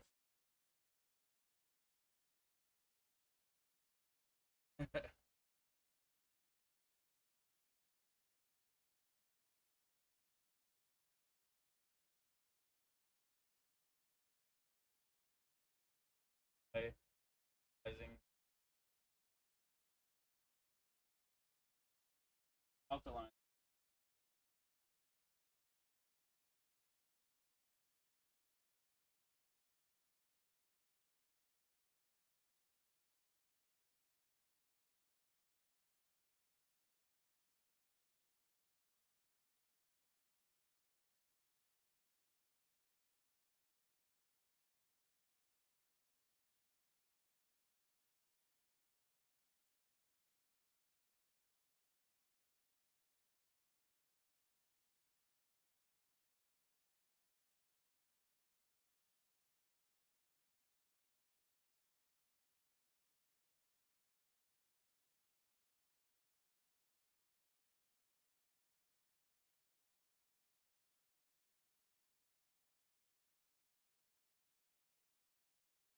I had a really magnets in. I was putting like over my belt.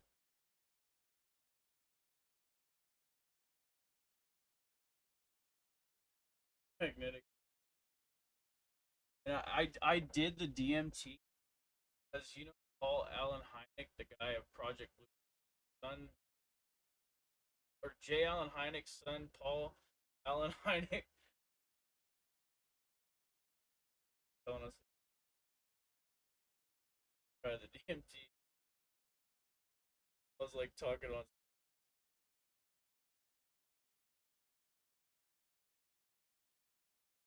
hyperspace is so awesome.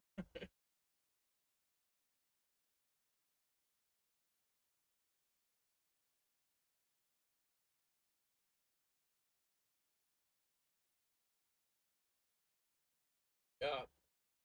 Yeah, that's why I did DMT. I got the series and I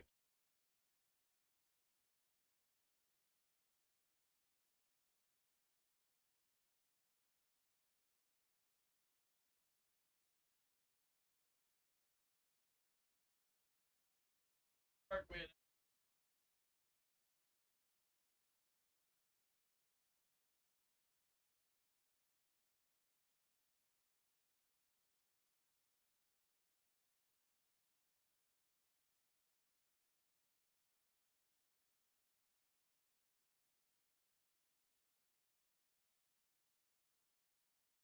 Girlfriend did LSD.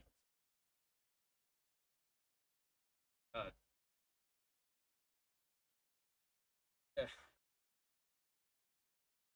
Higher power. Yeah.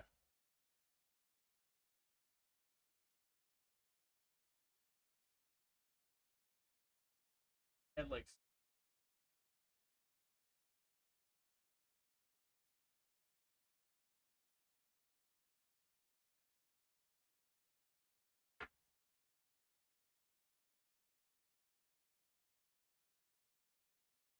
yeah. Yeah.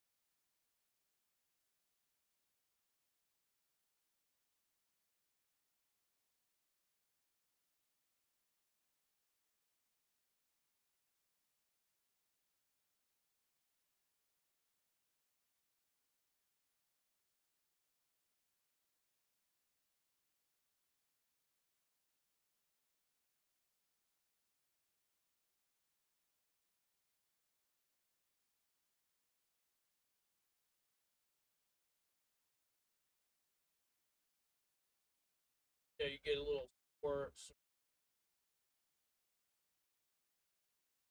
rye,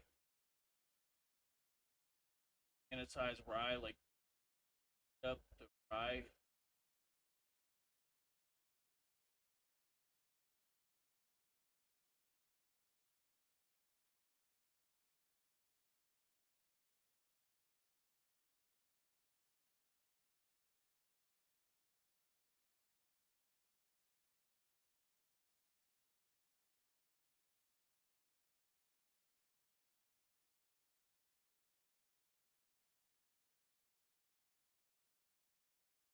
Routing new.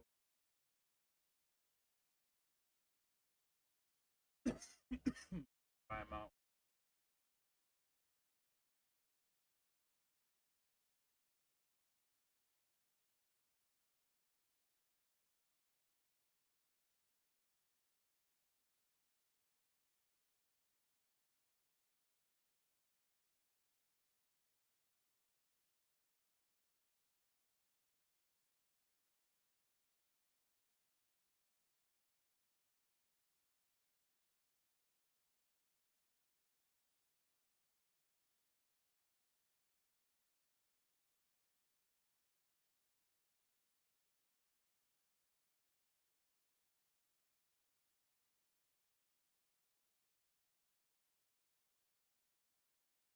Yeah, heavily.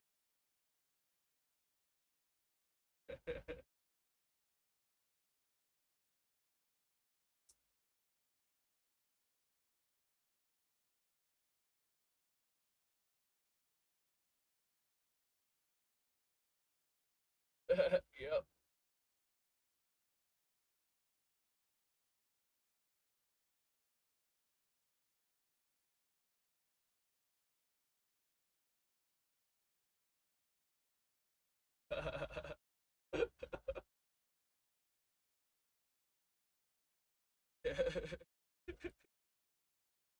Yeah, totally.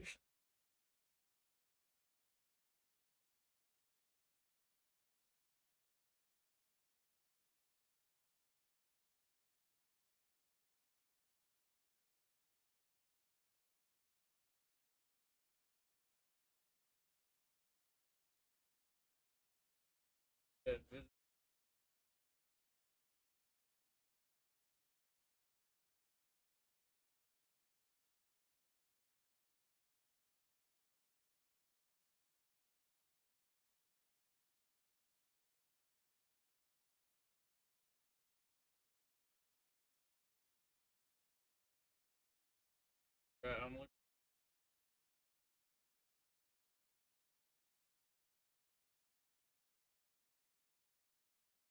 Yeah.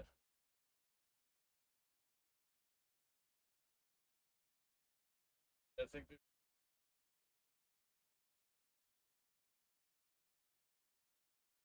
on that.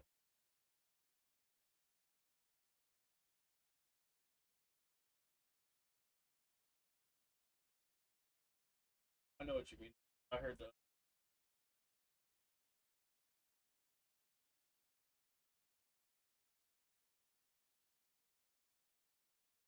Yeah, the Diane Oka. Yeah, I felt like, you know, I mean, back when I was like,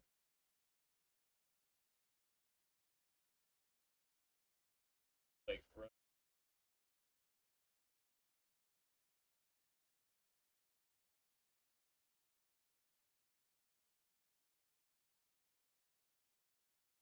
yeah.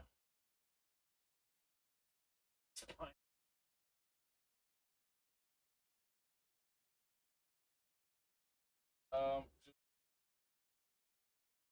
Just,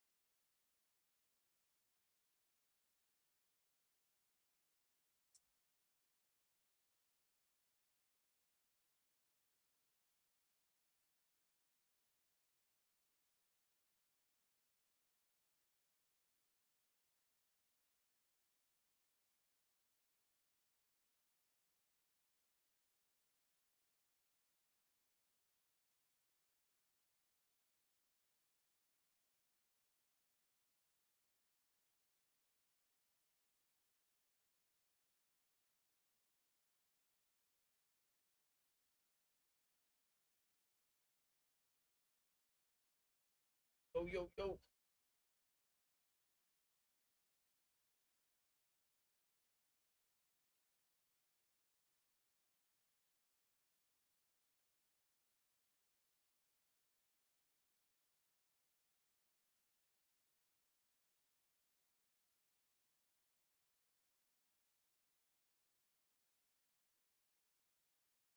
Yep.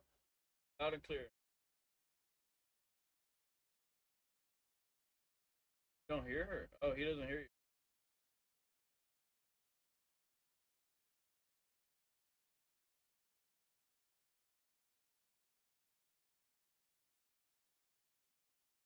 Yeah.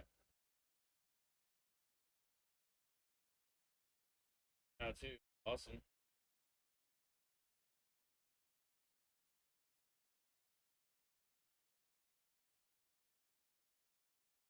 Yeah, yeah. Magic mushrooms. Driving.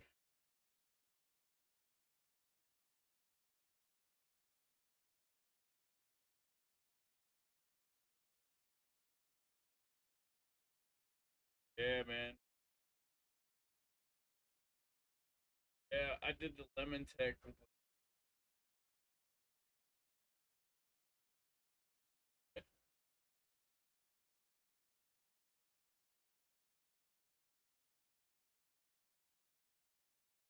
yeah, it's good once.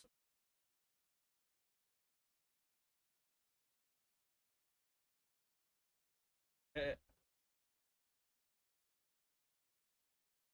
You can try to take like a regular dose.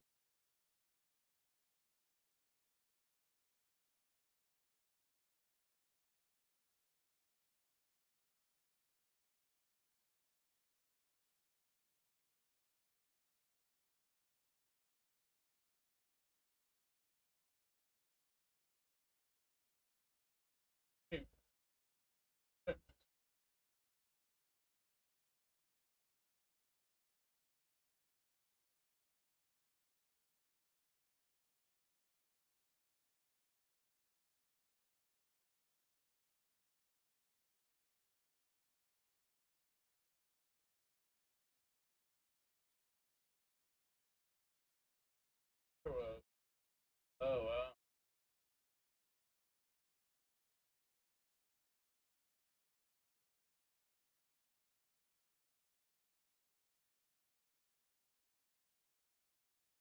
Yeah, that makes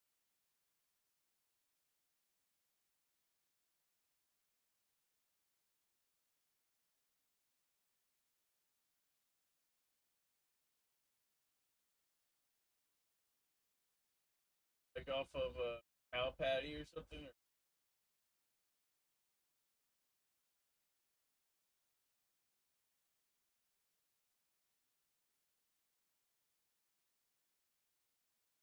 Nature.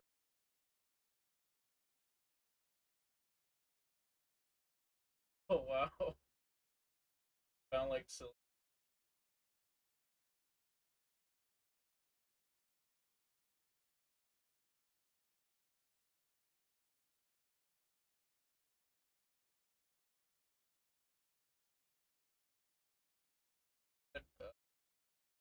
Pretty.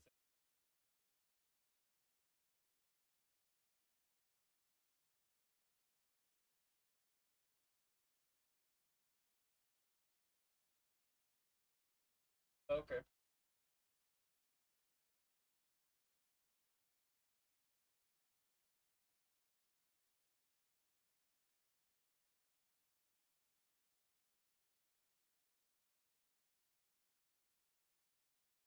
Yeah, yeah. We...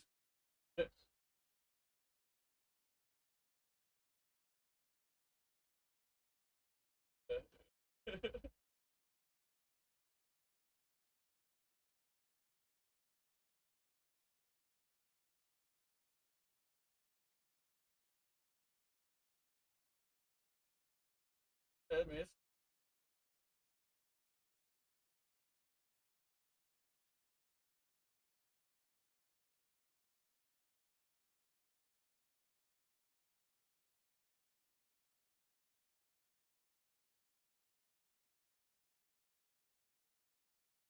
You have like a problem with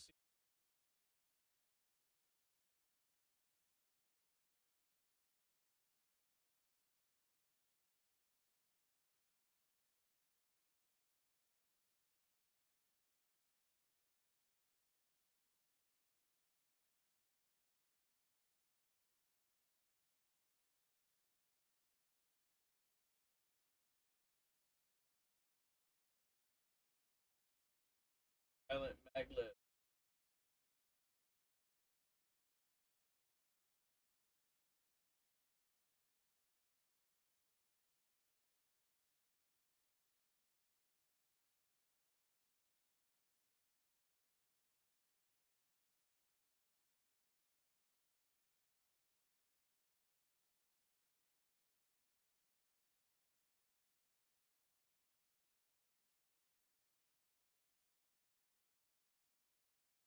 RAF base fair.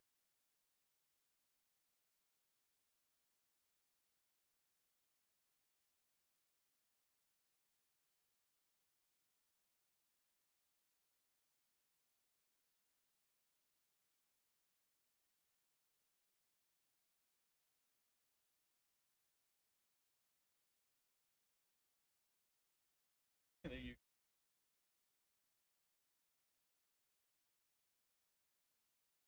also happen to know Nick Pope. Pope, head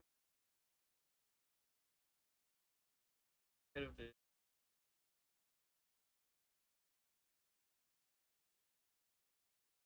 UFO.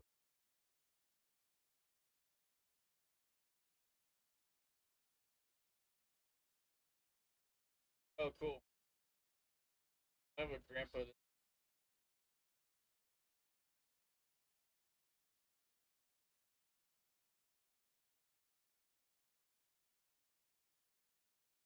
doesn't know.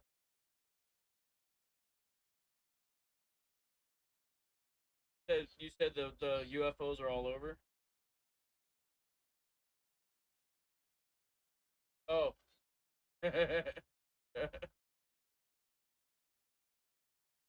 Yeah, his last name is Leslie.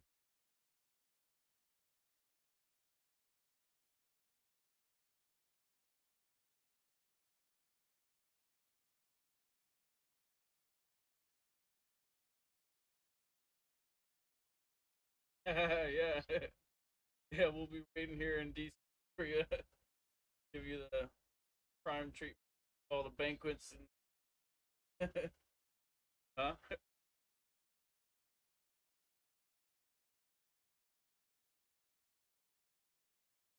Had a lot of abuse, what?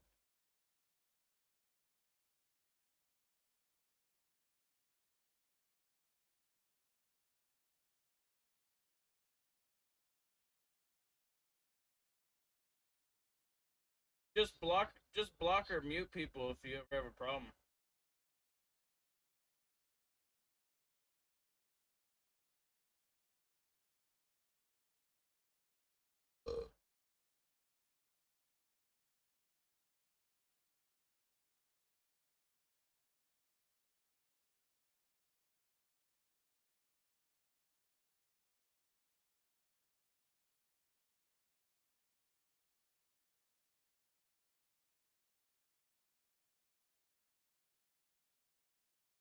You have a laser?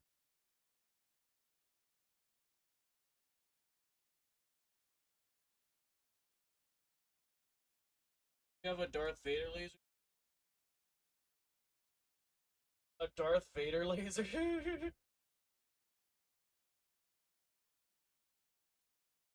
I have a laser.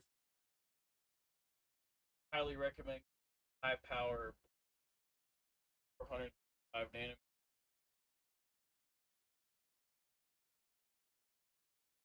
One that'll you can smoke a cigarette with.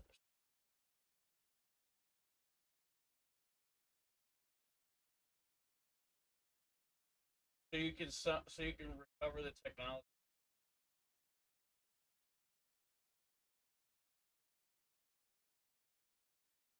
Got a bunch of UFOs too. I'm trying to sell them now.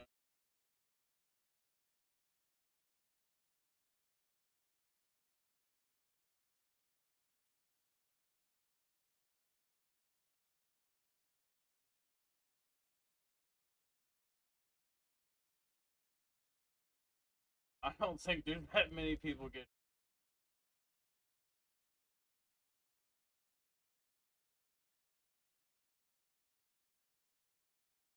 So, who else? Greer is making some money, and then like David, like,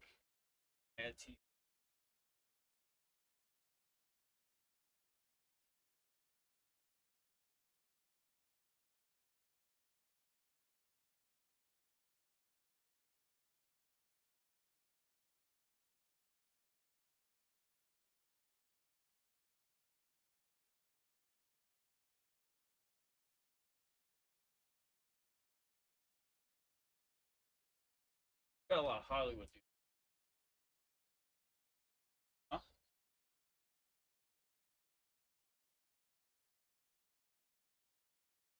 But how about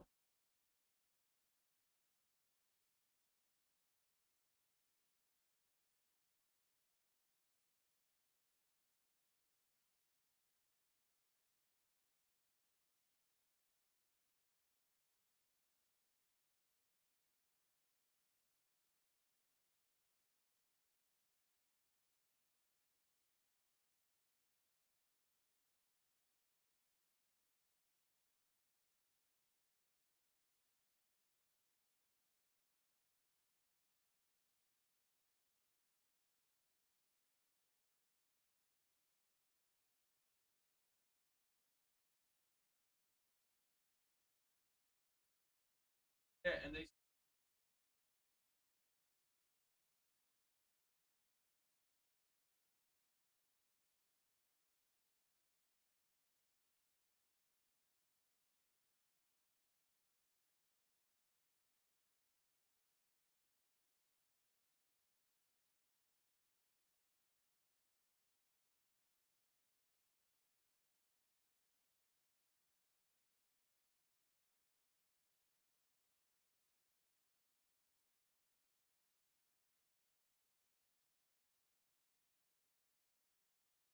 have a nurse.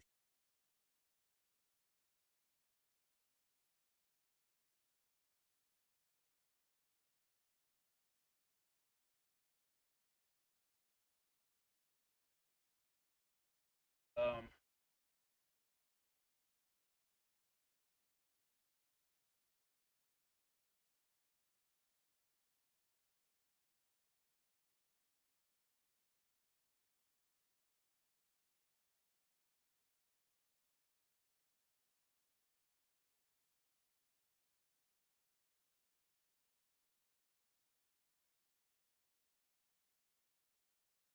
it's maglev. Huh? Trying to get the public. Trying to get the public to know. We just gotta get the electrogravitic science stuff once.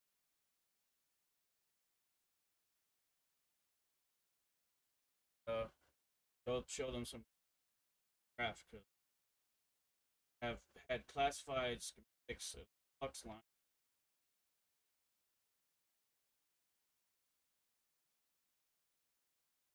Browse replicate.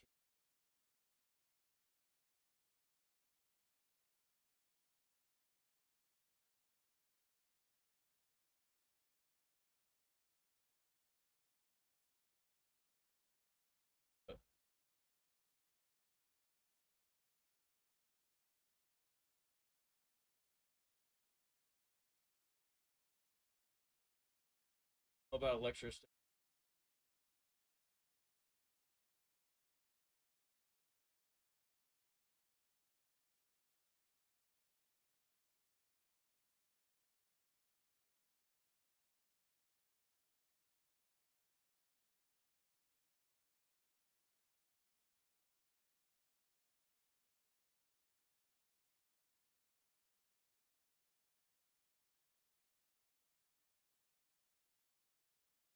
But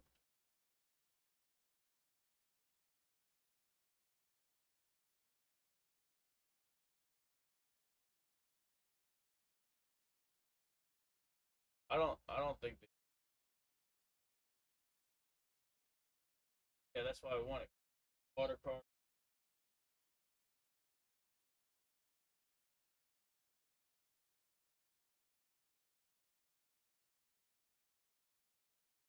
Yeah, they are, you're right. But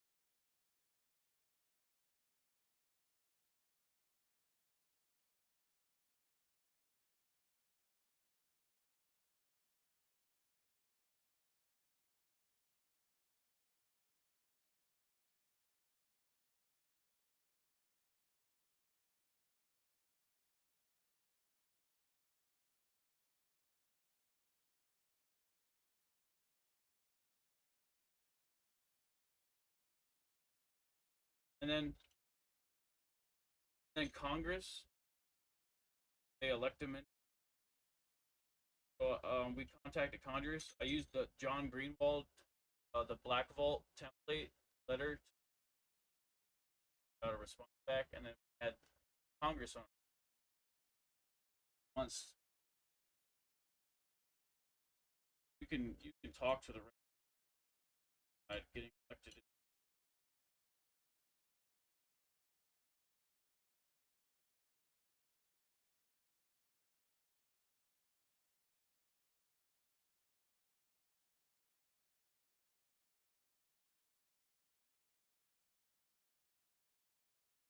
He also saying something. You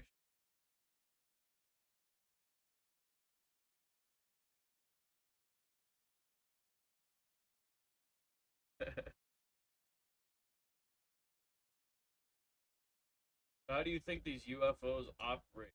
Do you think they're modus operandi? Obviously,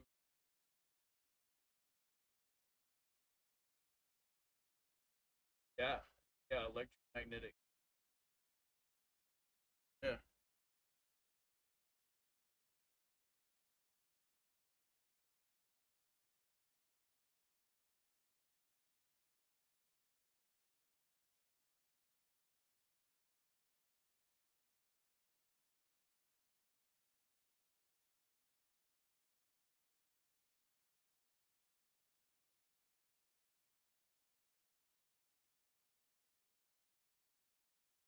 Eyeballs. Eyeballs. Electro-optical.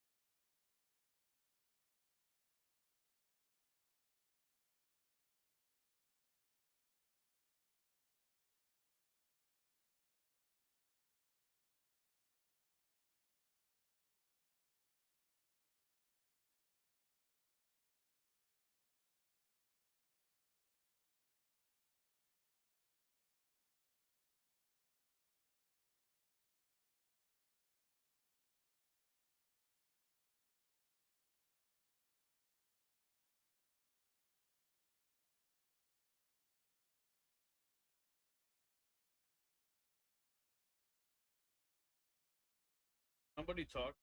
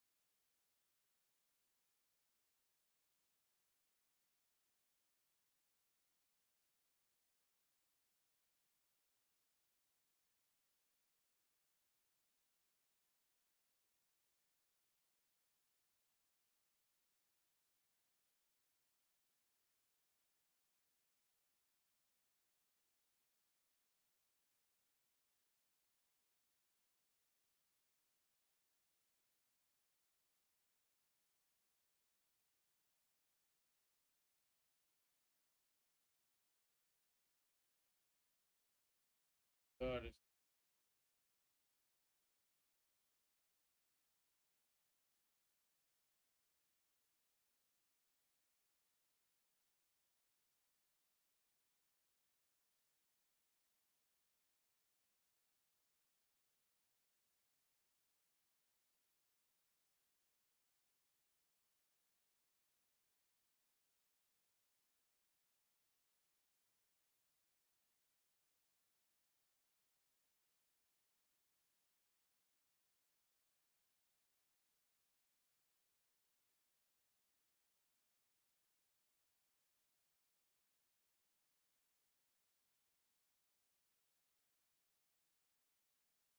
what happens when you fuck with me. You get blocked, boy.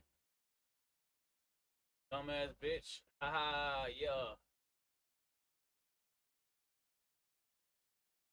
Can't fuck with me. I'm the gingerbread man, ho.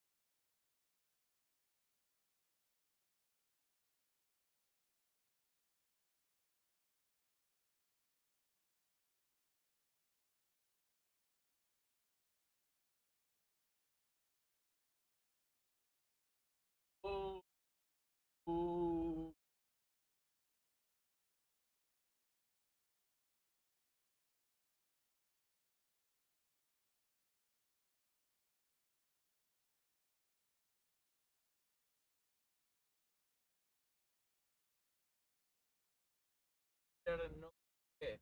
Put it out of the nowhere like the Vietnam, but jump out of the nowhere. Flamethrower.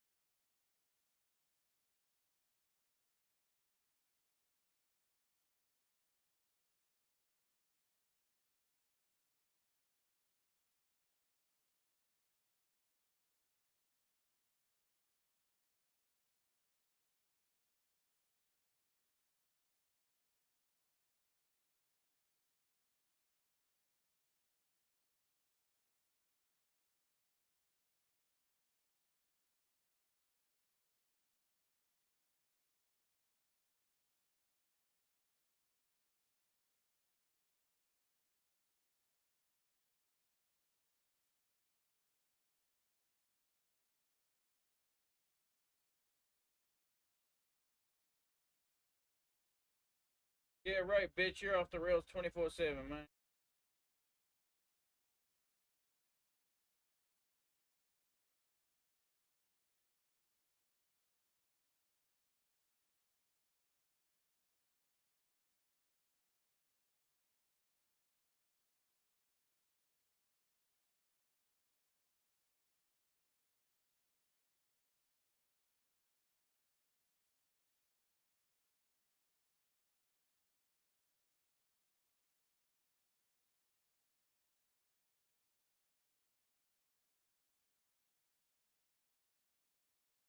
Your mom's a Muslim religion.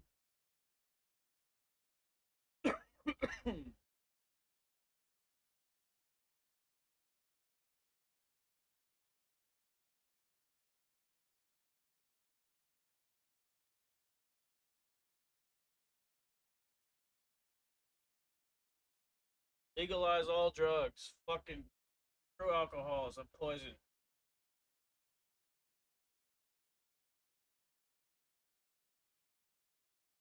Yeah, right. I don't get high. People don't get high on marijuana once you smoke it a little bit. Your ass will be stoned as shit. Your ass will be scared as hell. You'd be like, get high.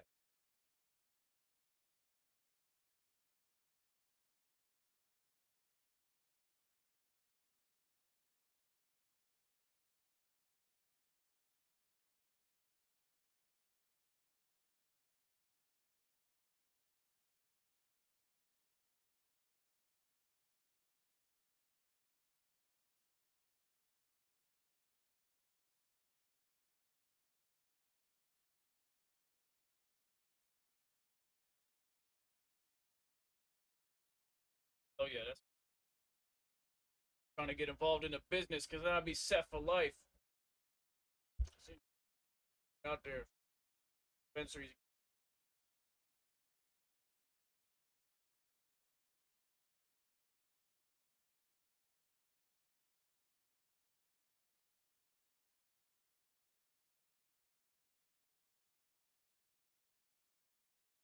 Has an effect on you. Gas talk.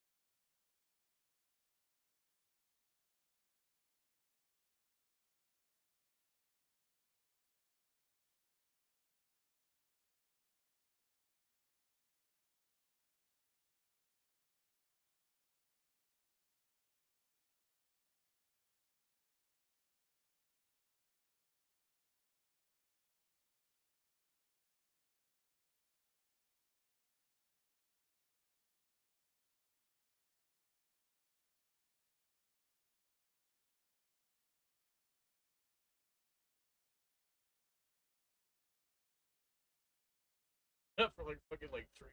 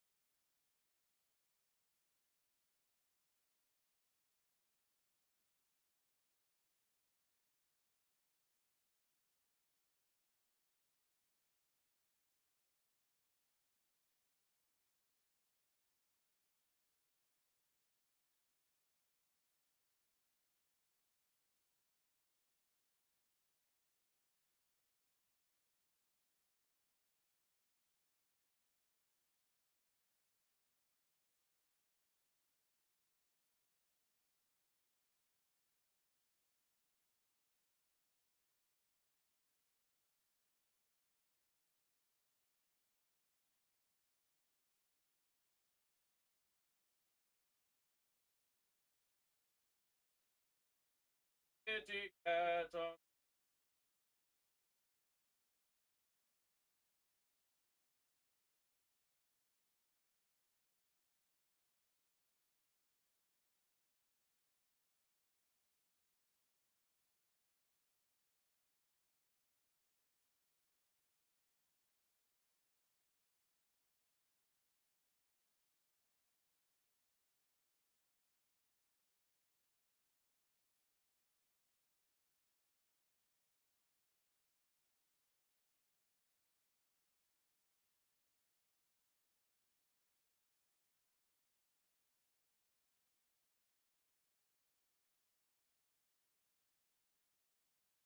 Somebody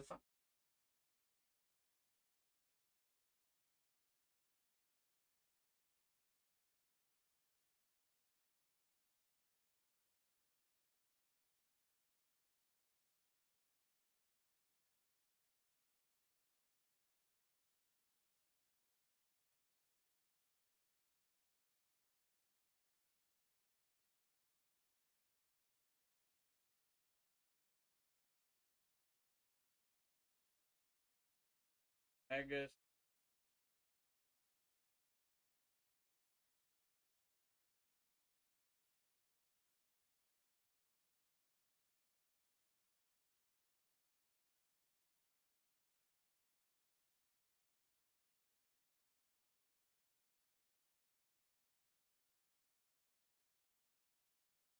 No way he's in.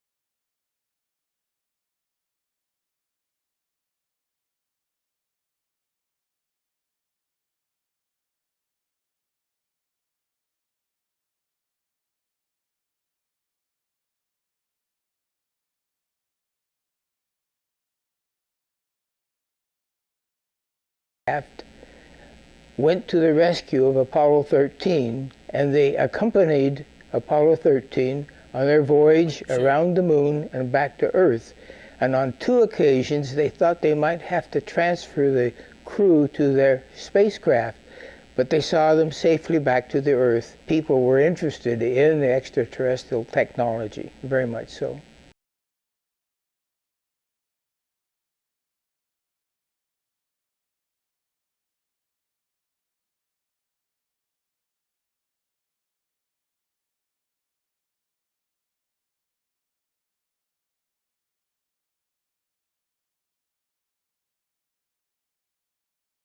Weapons. Many reports kept UFOs. Actually,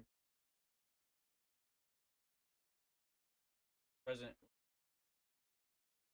Capitol happened in July of 1952. Oh shit, dude! We're at the fucking Capitol. It fucking had all those UFOs flying over them, dude. Got the photo of all those glowing orbs over the Capitol. Gotta watch this.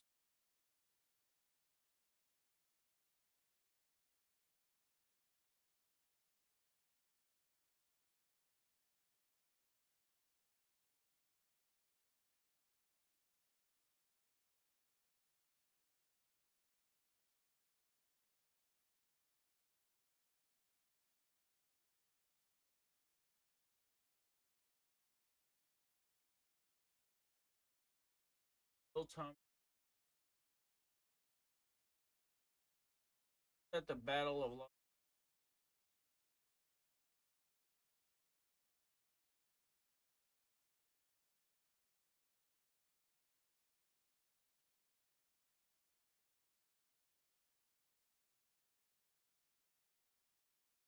William Tompkins at the Battle of Los Angeles.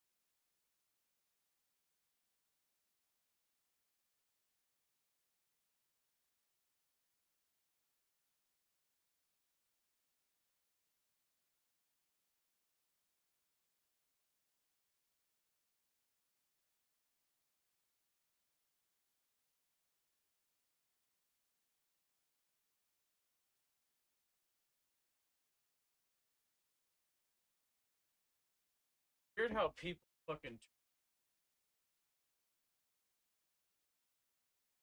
Maybe one person was audible and talking over.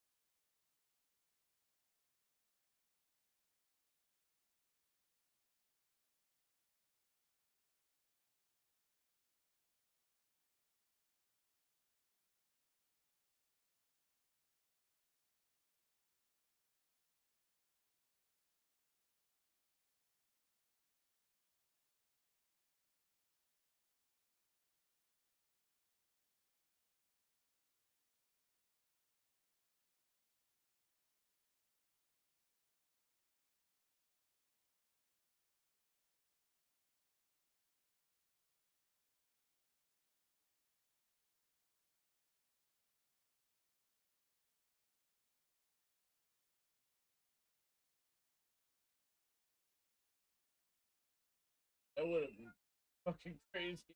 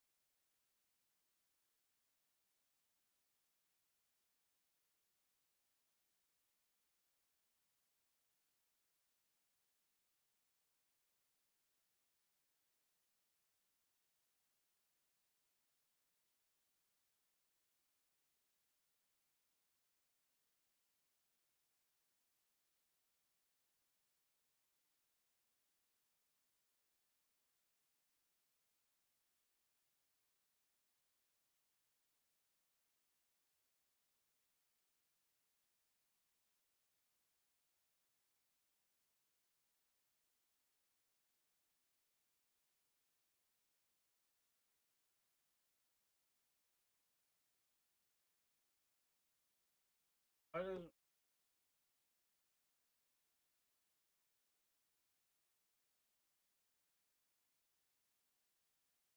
why is she work two?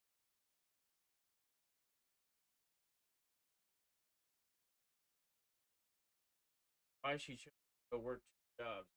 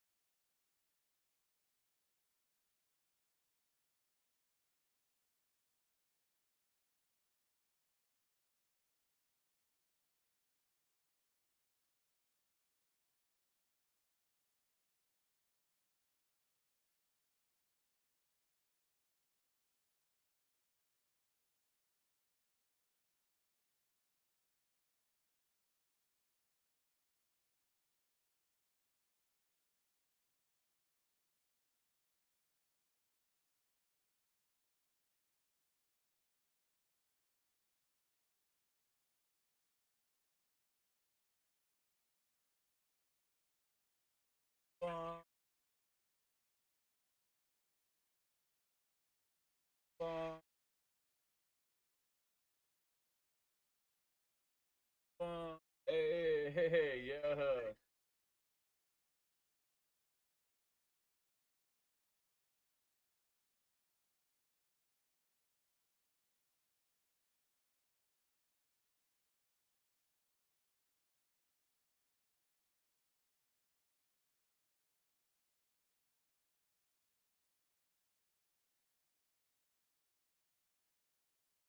Pongs and these spaces daily.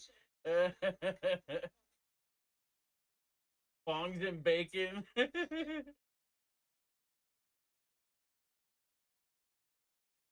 Bongs and bacon. Bongs and.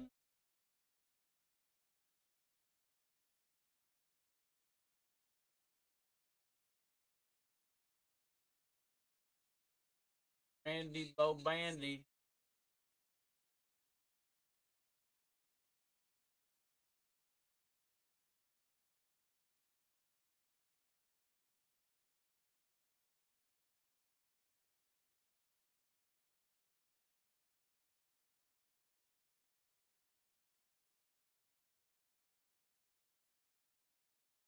I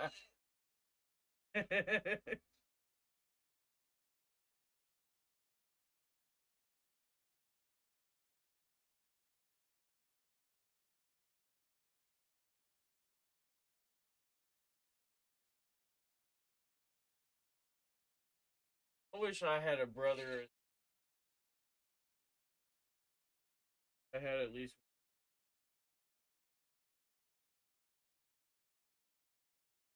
kind of.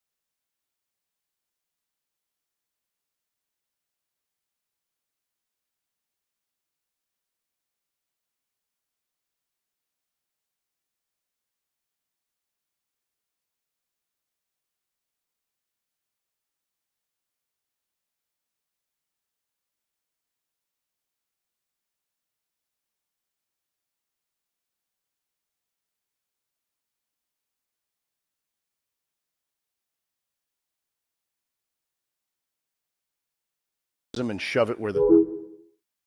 And that's what I have to deal with. Oh boy, here we go. You son of a... How dare you question my authority? Whoa, slow down, buddy. What are you talking about?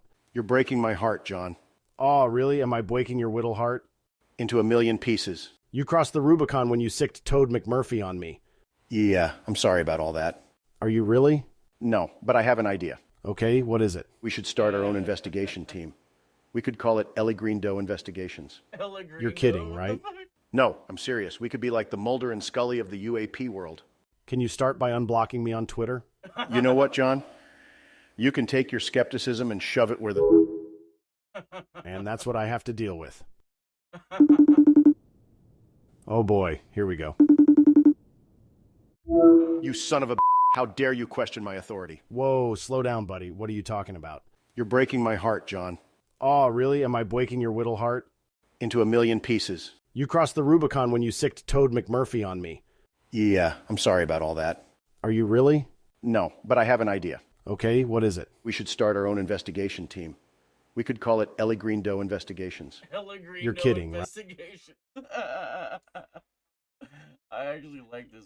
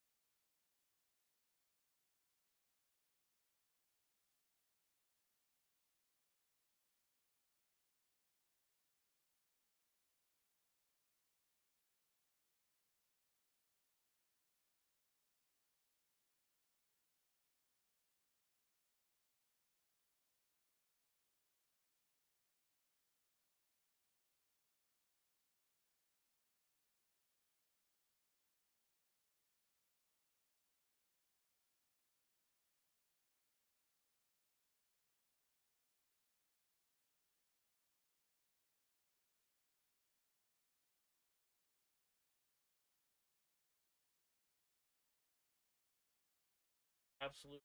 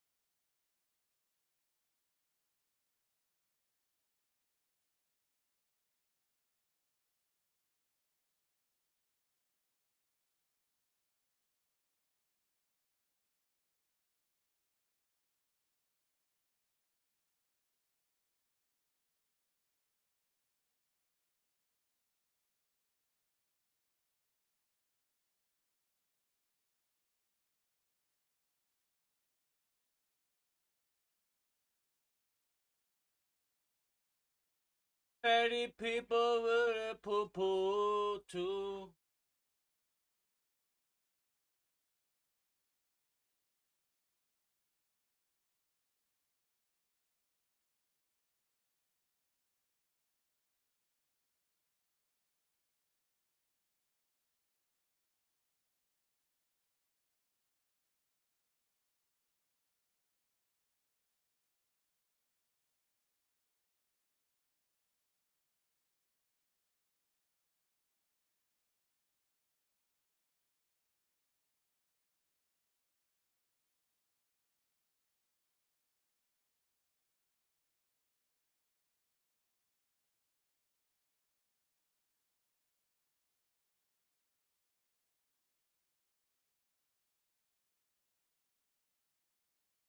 Kitty Mac chick, Kitty Mac chick.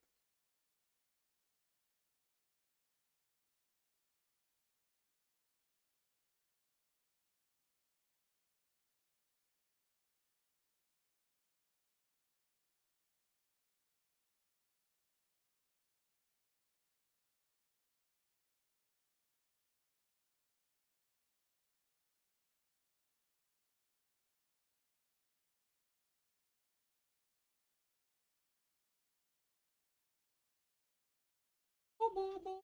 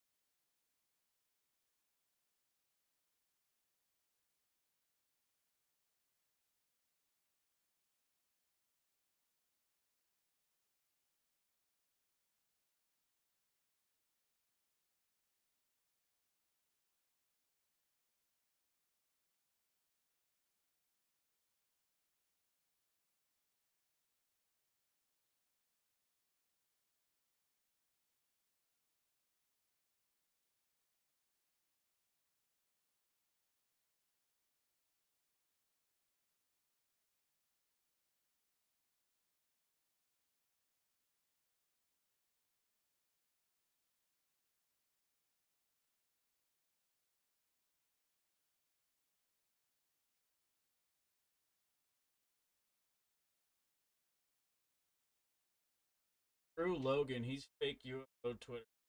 Ass pussy bitch, and I'll beat his ass in a boxing match, dude. Literally will fuck out of him. A box.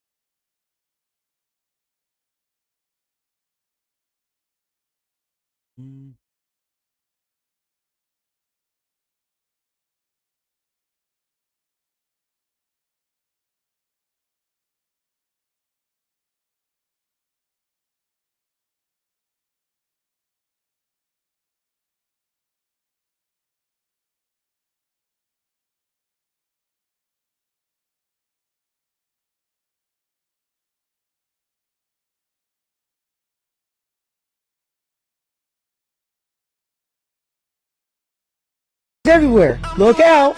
Surprise, motherfucker. My fuck is everywhere. Look out. Surprise, motherfucker. My fuck is everywhere. Look out. Surprise, motherfucker. My fuck is everywhere. Look out. Surprise, motherfucker. My fuck is everywhere. Look out.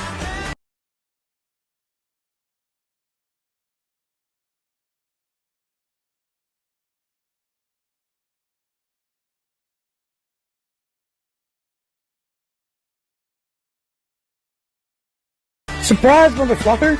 My fuck. Surprise, motherfucker. My fuck is everywhere. Look out. Surprise, motherfucker. My fuck is everywhere. Look out. Surprise, motherfucker. My fuck is everywhere. Look out. Sarah's funny, man.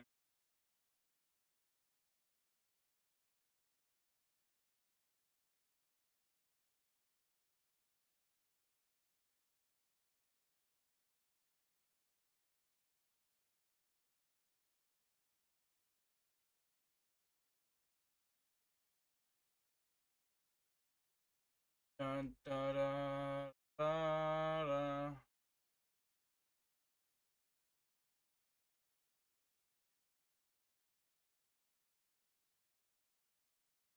Fuck is everywhere. Look out. Surprise, motherfucker. My fuck is everywhere. Look out. Surprise, motherfucker. My fuck is everywhere.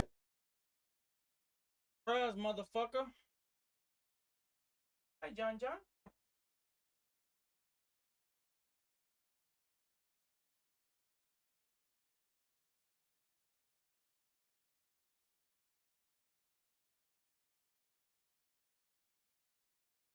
Mr. Man. Do. Mr. Man.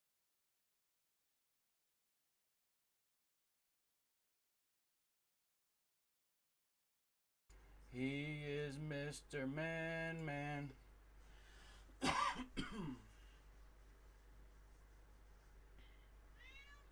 Meow. It's the energy weapon, John. You gotta run away from run a beam weapon from the aliens. Run. Go.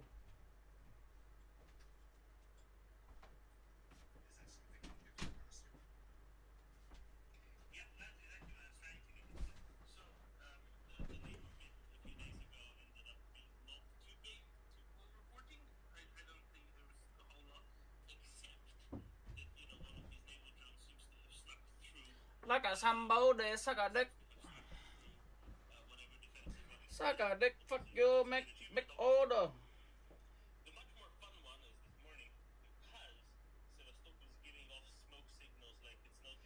I need to make big order today. No, we don't have order for you. No, I need to make big order. $500.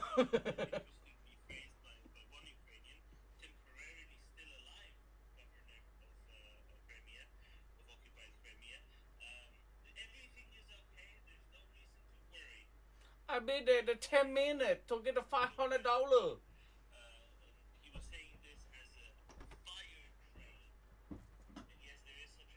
Like a 10 minutes.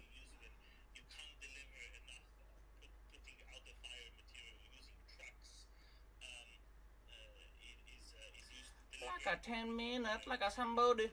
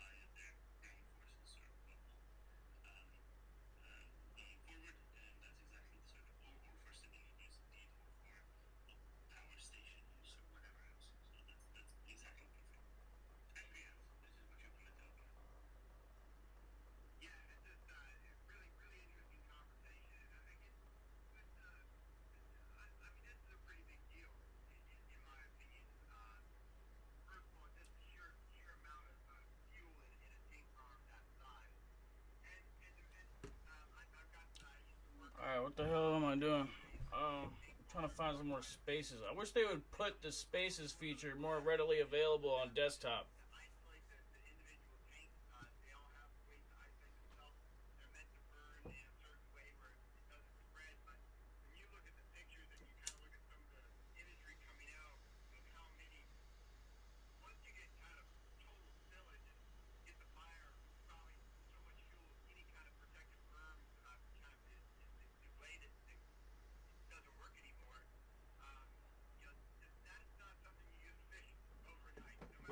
My dad had a UFO land near him in the UK. Near Stonehenge, 2 miles away, Avebury. And when it landed, he got knocked out and woke up in the morning. And it was shooting a white laser all over the ground like it was doing a full color LiDAR scan.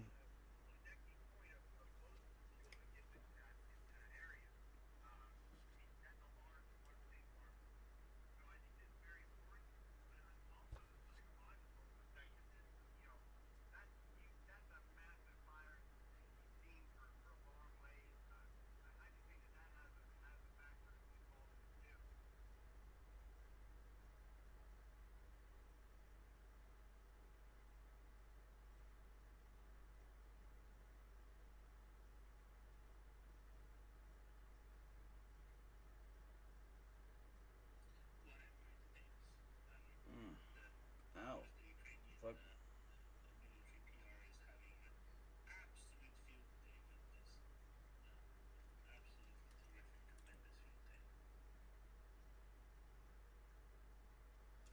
Ting tong.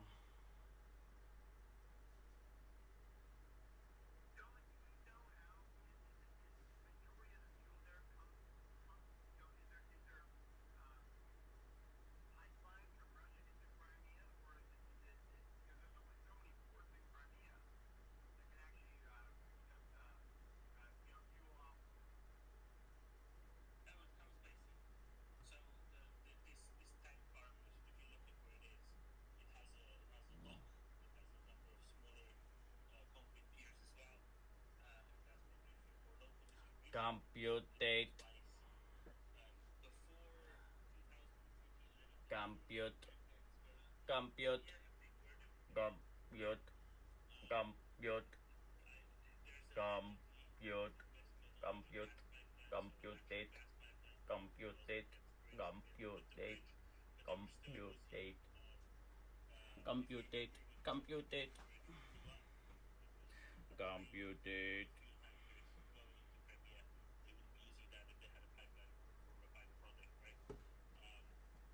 Compute. Can no compute. No compute. Cannot compute.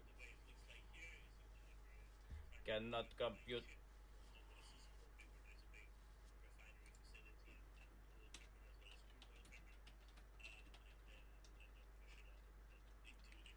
Cannot compute meme.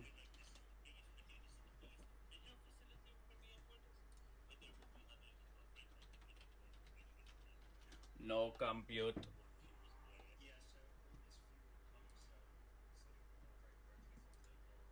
Compute says no. Compute says no. My cock is in your bum. You filthy fucking slut, and next I'll do your mum. You pair of dirty fucking moles, now suck my dick. You wrap your lips around my cock and fucking gag. And not another word up the fucking ass. It's all around the world, you take it up the ass. 冰淇淋。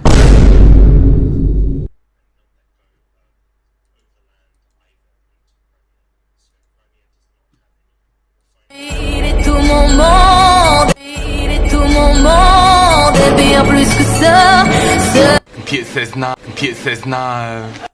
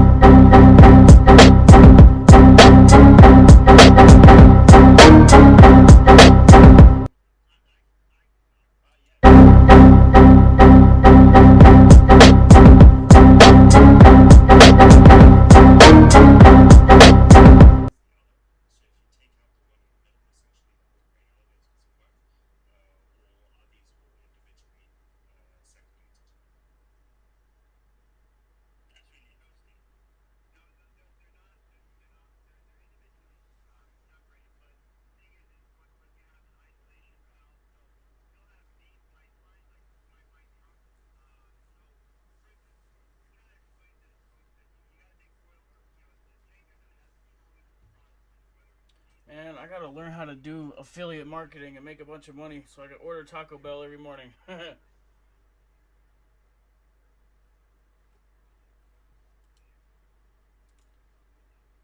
Taco Bell breakfast burritos, man, they're so good. With the fucking with the breakfast salsa. Mmm.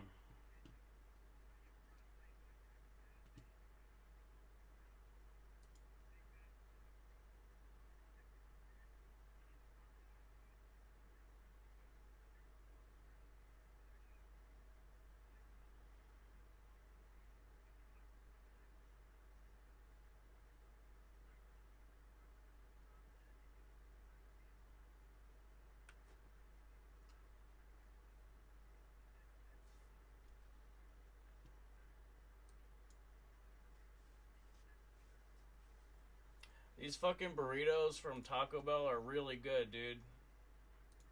And they like grilled them on the outside. They look like that, and they taste so good. You put the breakfast salsa on there.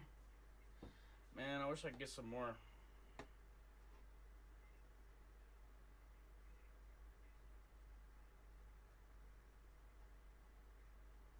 so tired of fucking being broke all the time. I'm so sick of fucking being broke all the time, dude.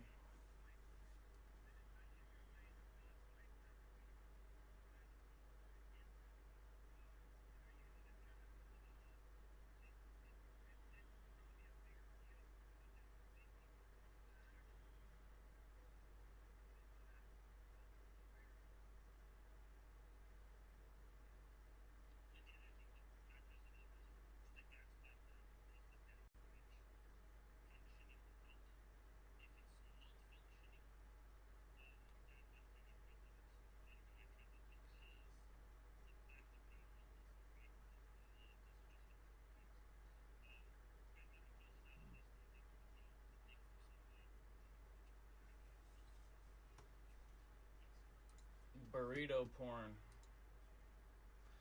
Burrito porn, son.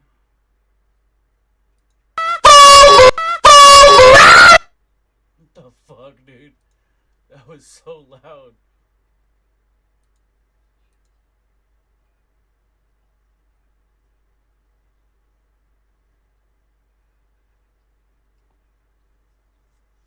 Mr. Beast at the fucking Eiffel Tower, man.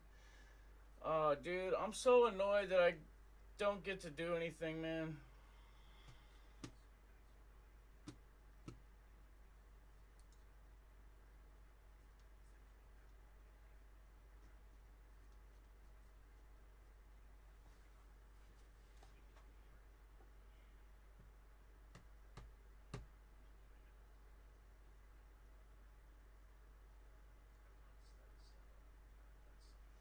Tired of fucking always fucking being told no.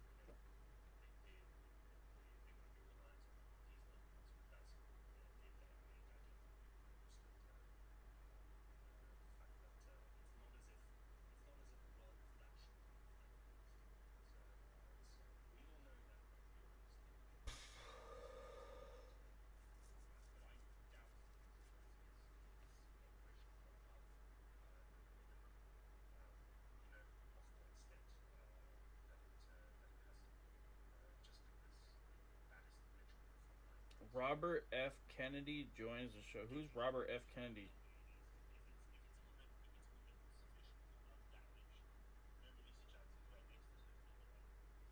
Robert F. Kennedy.